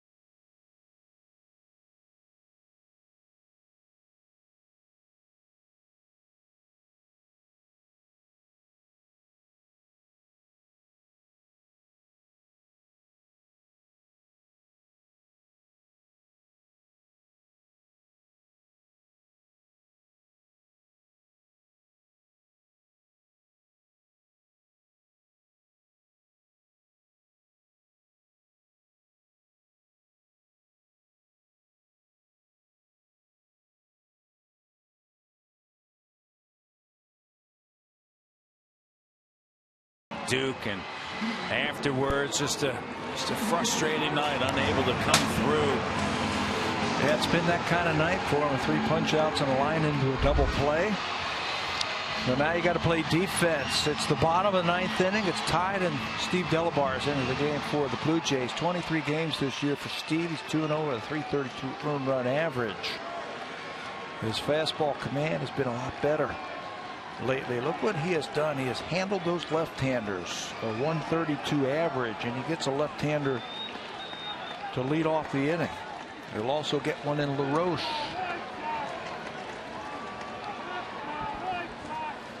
And the first pitch is in there for a strike.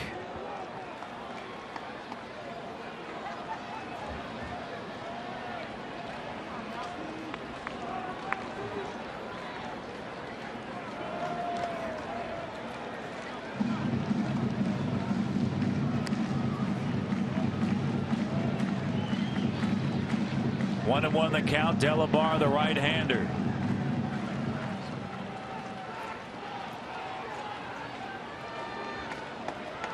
Cabrera awaits, and that one sails.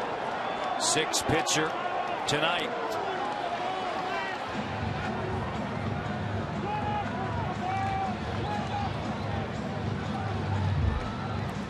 Fastball, and that one gets away from him all the way to the backstop.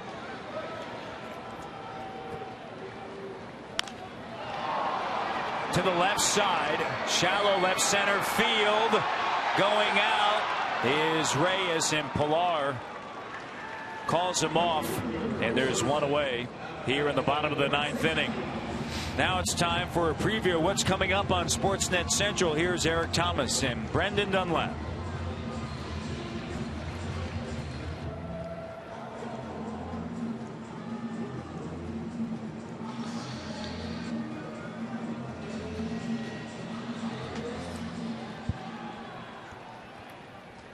We will definitely want to hear that. Tied at 6.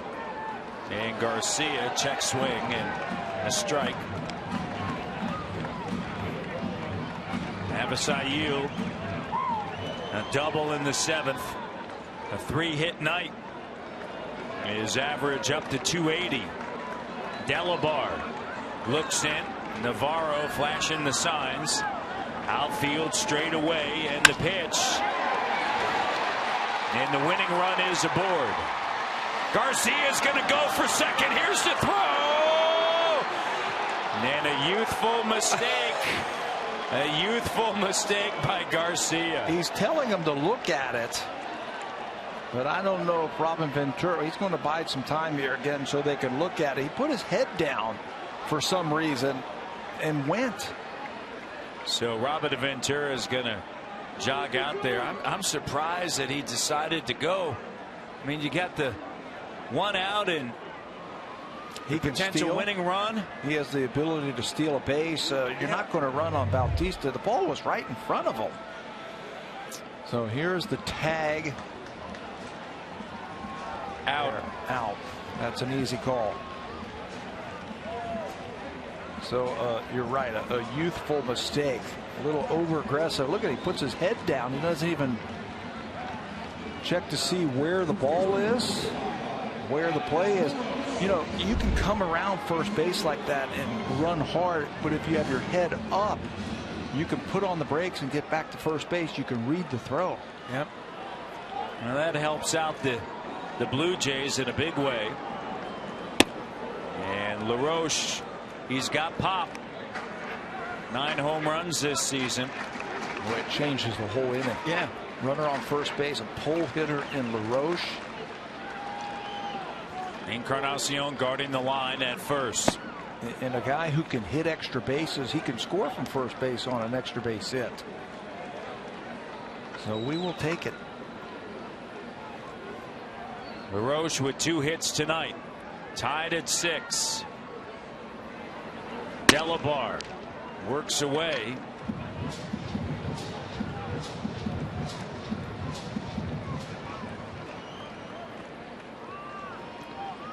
John Gibbons checking the numbers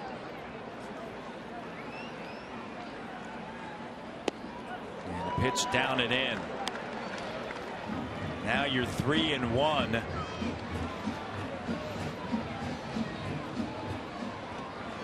And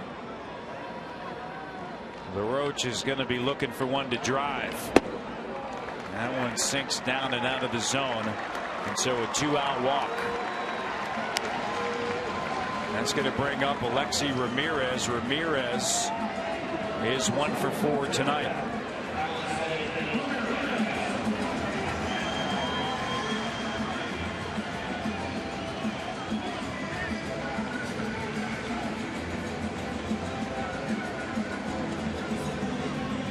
The right-handed hitting Ramirez is the batter.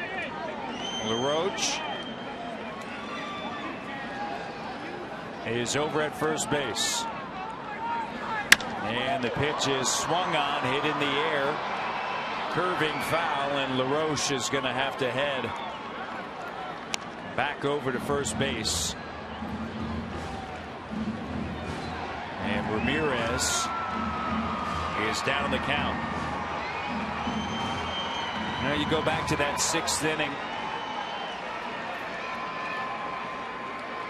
Hendricks, base hit by LaRoche, and then Ramirez, and then Sanchez with that bloop single, followed by Eaton.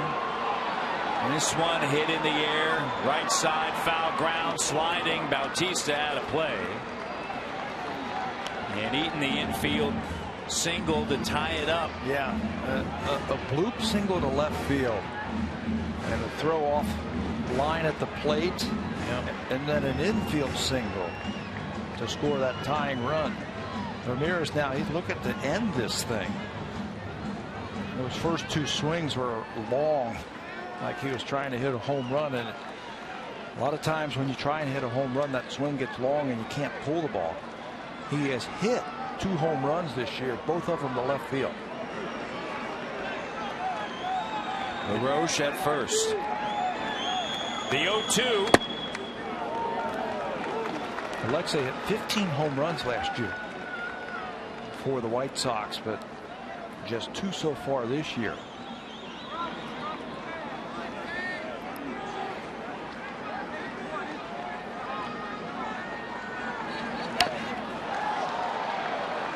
Stays alive with a count of 1-2.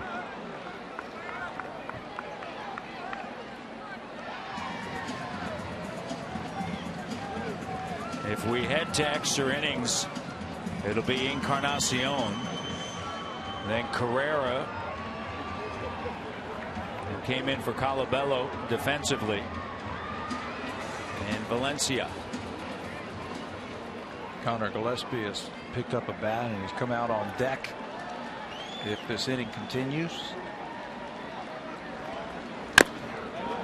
And Ramirez fouls it off his foot. And that's what happens when you get a good splitter, and Steve Delabar's got a good splitter. Get that tumbling action towards the plate, and you hit on top of that ball and you'll hit it right off of your shoe like Ramirez does. You're gonna have to walk that one off.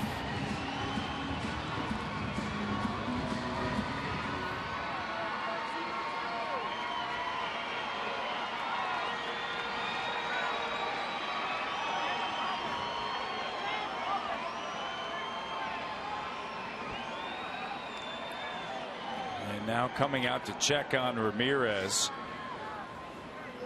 That is Herm Schneider, the great trainer of the White Sox. Wants to make sure Ramirez is okay. You're talking about the amount of home runs he hit a season ago. Over a 7-year career is a .277 a batter, but one of the things that we touched on earlier with this White Sox team, he just, it's not just one player, it's up and down the lineup guys that you would expect certain things from, just haven't been able to come through. And the Jays hoping that Ramirez doesn't come through here, so they can get into extra innings.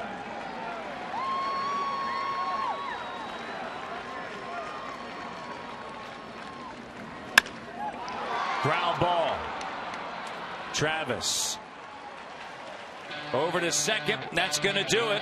And so we're going to now head to the top of the 10th. And Bautista throws out Garcia, who decided to go to second. And a costly mistake there.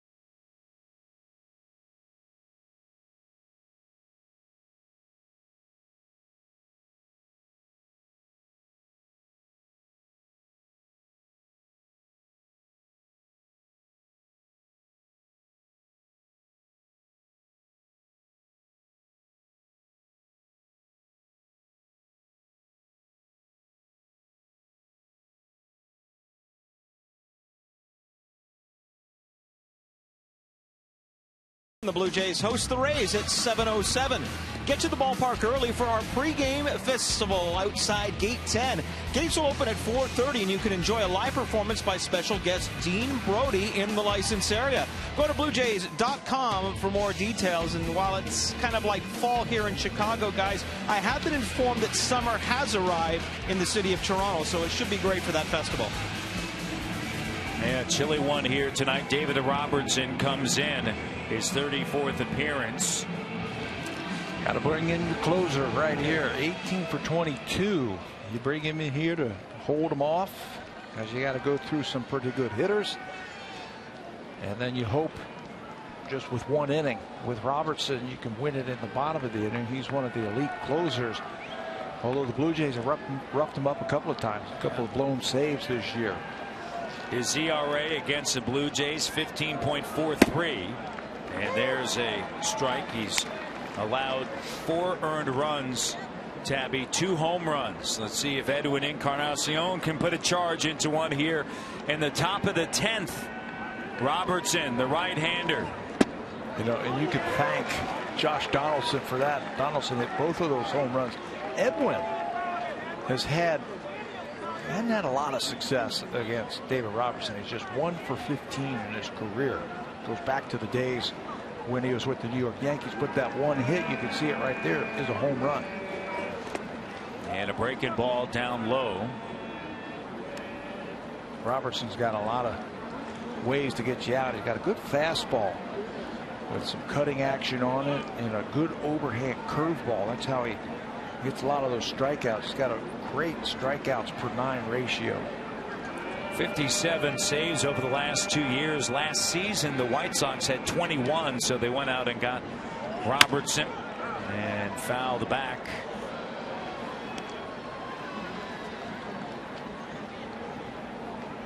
Count of 1-2.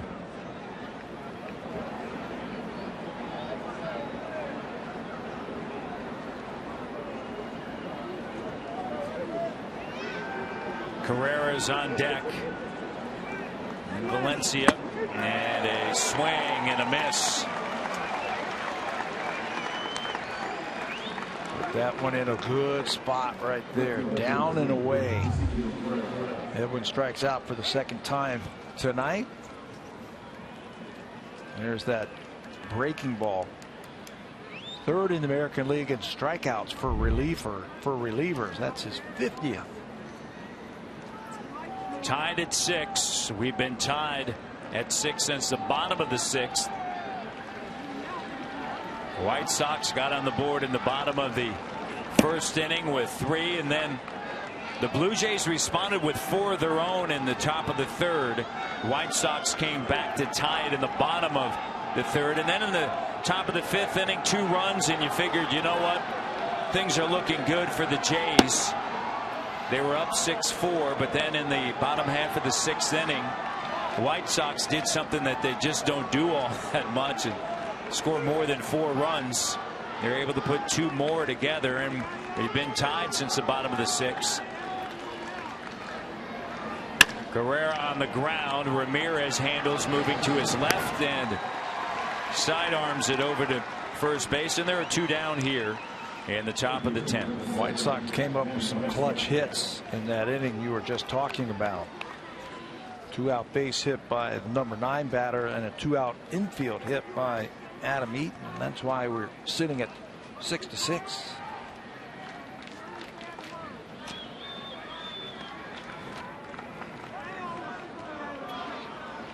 Carrera grounds out. He came in the bottom of the 7th for defensive purposes. Here's Valencia, and he looks at a strike.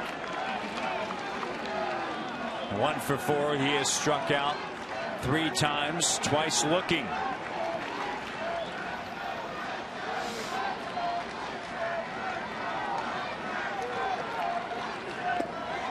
Did he go around?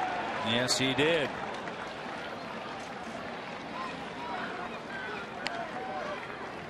Three for 7 with a home run, lifetime against Robertson.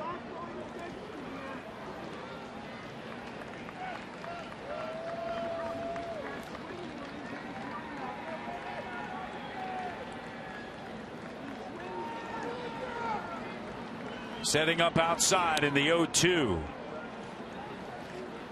Misses in the count of 1-2.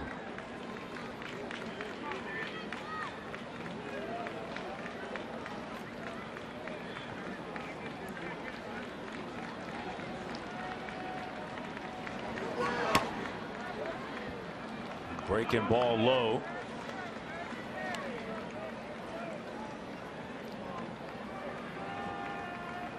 Danny Valencia hammers left-handed pitching. We all know about that, but tonight against the lefties, he has struck out 3 times.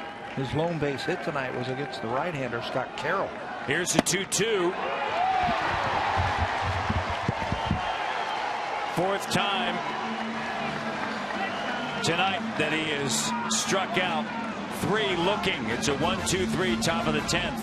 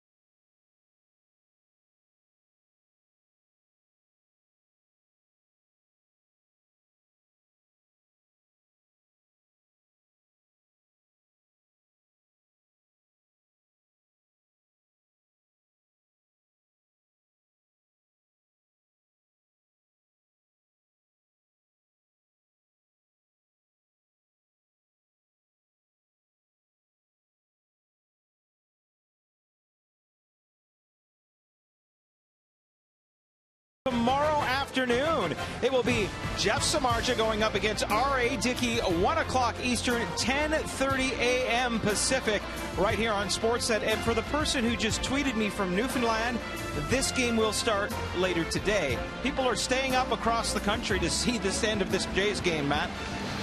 Well, it's going to be a quick turnaround for the Blue Jays. Game 3 of this 4-game set. Tied at 6, Delabar working his second inning. 6-pitcher used. And a swing and a miss.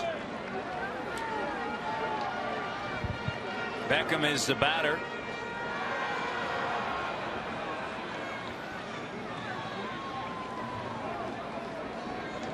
On deck is Soto. And strike 2. Bonifacio ran for Flowers. And Soto is up now as Beckham strikes out. Well, that was quick work right there. 3 fastballs away, and Gordon Beckham can't catch up to any of them. Finishes it off with that high fastball. That ball was right by him. 3rd time tonight that Gordon has struck out. First strikeout for Steve Delabar as he starts his 2nd inning. Soto 224 on the season, and a pitch misses. Bottom of the 10th. We've been tied at 6 since the bottom of the 6th.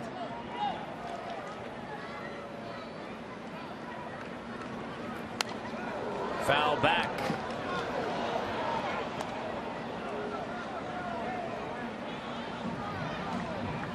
Jays 3-2 in extra innings, and White Sox 7-2. They're used to playing tight ball games. Yes. And going deep, playing extra innings. And a strike is called.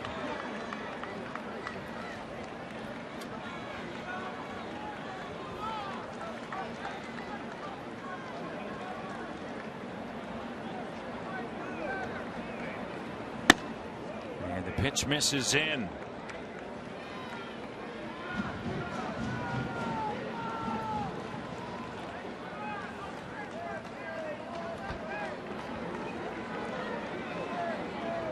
Talking about extra innings and tight ball games. This one hit high in the air.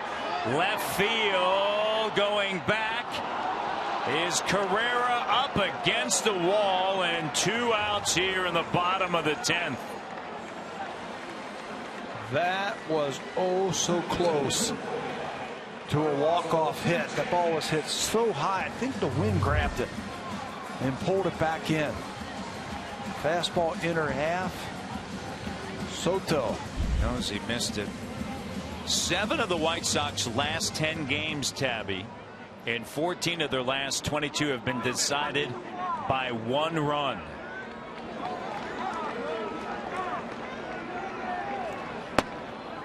"45 of the White Sox 81 games this season, 55% have been decided by 2 runs or less. They are in another 1-run game here. Tied at 6, extra innings. Sanchez fouls it off. Great pitching and an offense that struggles to score 4 runs a game. They're going to face a lot of these types of games.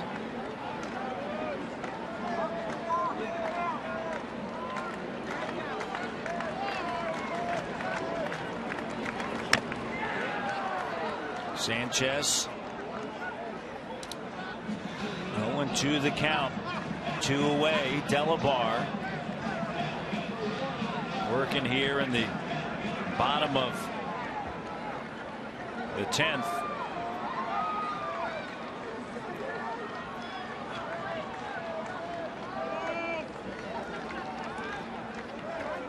The 0-2 just missing outside.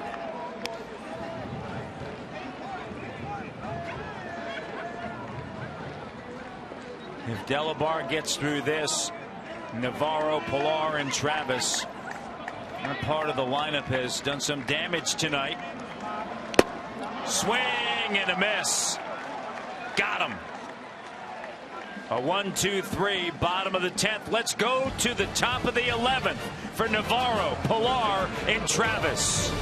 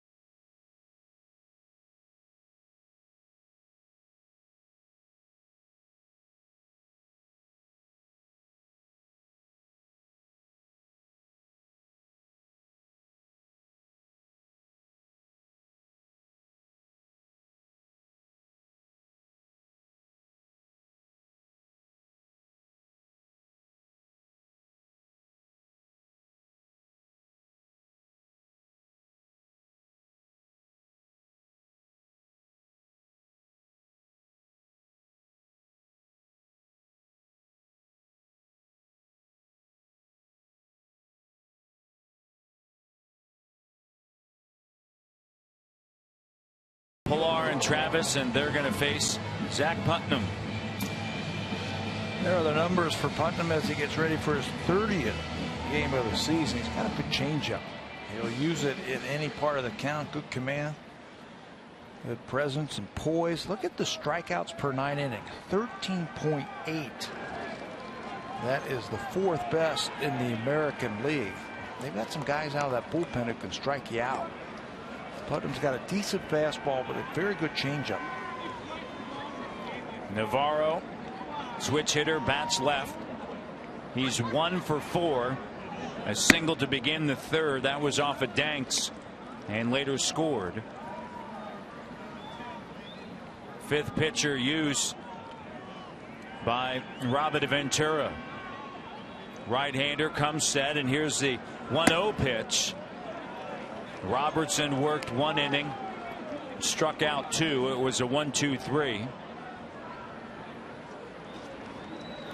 Tomorrow, Jeff Samardzija, the right-hander, against the knuckleballer for the Jays, R.A. Dickey.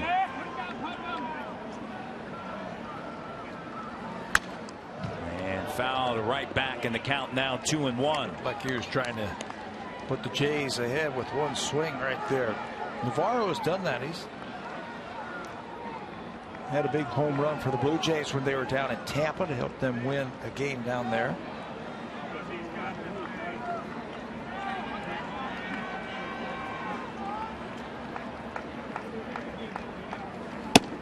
And a fastball straightens him up. And the count now 3-1. And just in case, there's Osuna. Had a save last night, his 4th, in a 2-1 game. And Navarro is aboard. And a potential go-ahead run is going to be at first base. Good at bat right there by Diana Navarro. So he will give way to a faster runner. That is Ryan Goins, who is going to pitch run for Diana as he starts the 11th with a leadoff walk. So Goins is on over at first base.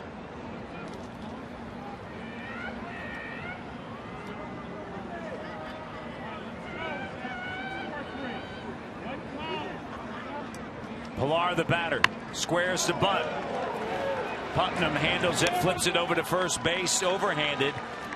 And a sacrifice bunt by Pilar, and Travis is going to be the batter. Great job by Pilar, Tabby. Yeah, against a tough right-hander. Putnam throw a breaking ball, throw that changeup. He stayed over the plate, kept that bat over home plate. All you have to do is just get it on the ground and let the runner use his speed to get in a scoring position. Good execution of the fundamentals right there by the Blue Jays. Now you do that, and now you got two cracks trying to get a base hit, put your team ahead.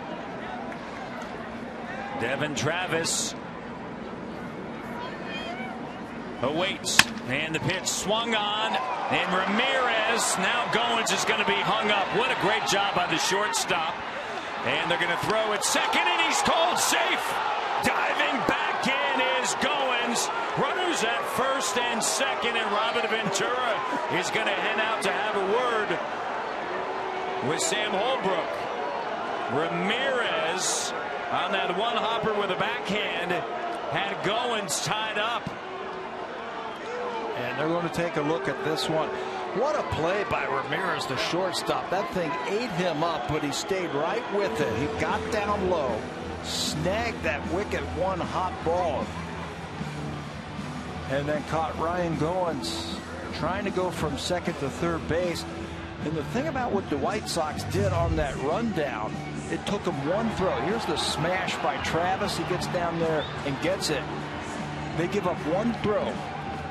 Right here, they executed it perfectly, and the runner cannot, the batter cannot move into scoring position. One more time you see Goins trying to duck out of the way. Does he tag him? Yes, he does. Yeah, glove right on the backside. Yep.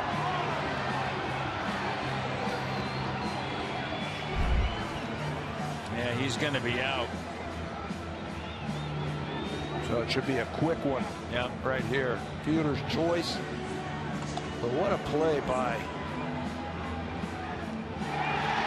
He is out. Ramirez. What a play. I mean, it's almost like a do or die type of play. You get down and you throw your glove up there. You hope the ball goes in there. One more time the tag. It looked like he got him right there. Right with the tip of his glove. And then he shows the umpire his mitt.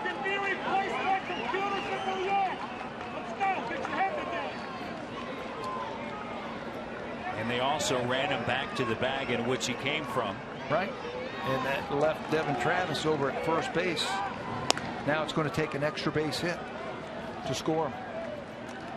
Top of the 11th, top of the order. Jose Reyes, 1 for 5. 2-run single. That was in the third. And a run scored.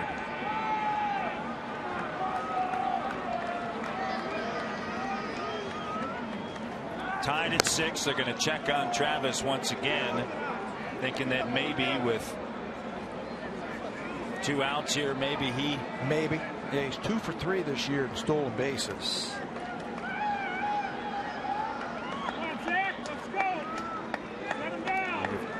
Reyes can find his way on. Donaldson would come to the plate. Ground ball. Ramirez. It looked promising with a leadoff walk in the top of the 11th. However, the Blue Jays unable to come away with a run. We head now to the bottom of the 11th, tied at 6.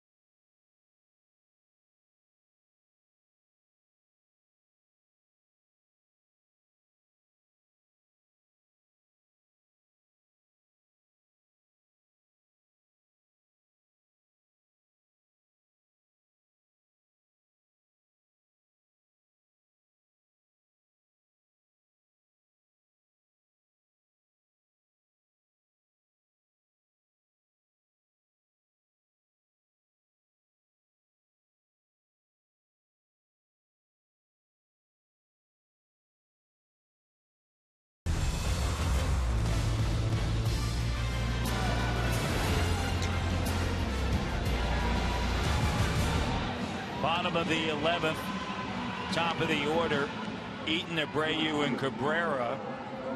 And Roberto Osuna is going to come in. He had a save yesterday.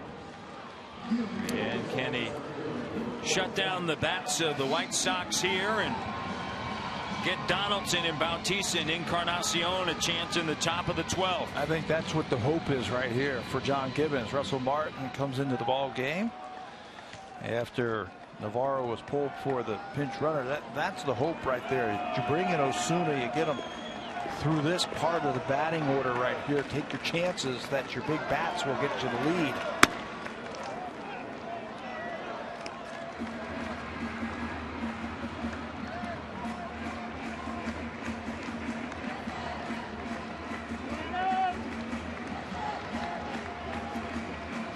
Eaton has been on base 4 of the 5 times that he has been up to bat. Gives this one a ride to right field. Going back is Bautista. It is gone. A walk-off home run for Adam Eaton. His 6th home run of the season. The White Sox win it. Says he's been feeling a little bit more comfortable over the last couple of weeks. And he certainly showed it there. He got the tying run on an infield hit. Did that back in the 6th inning, and then he's going to win it in the 11th with one swing of the bat. A home run. And the White Sox go to 8-2 in extra innings. Used to playing those tight games. And they break out for 7 runs. A 1-0 fastball. That's exactly what he was looking for. And it was up. And he powers it out of the ballpark.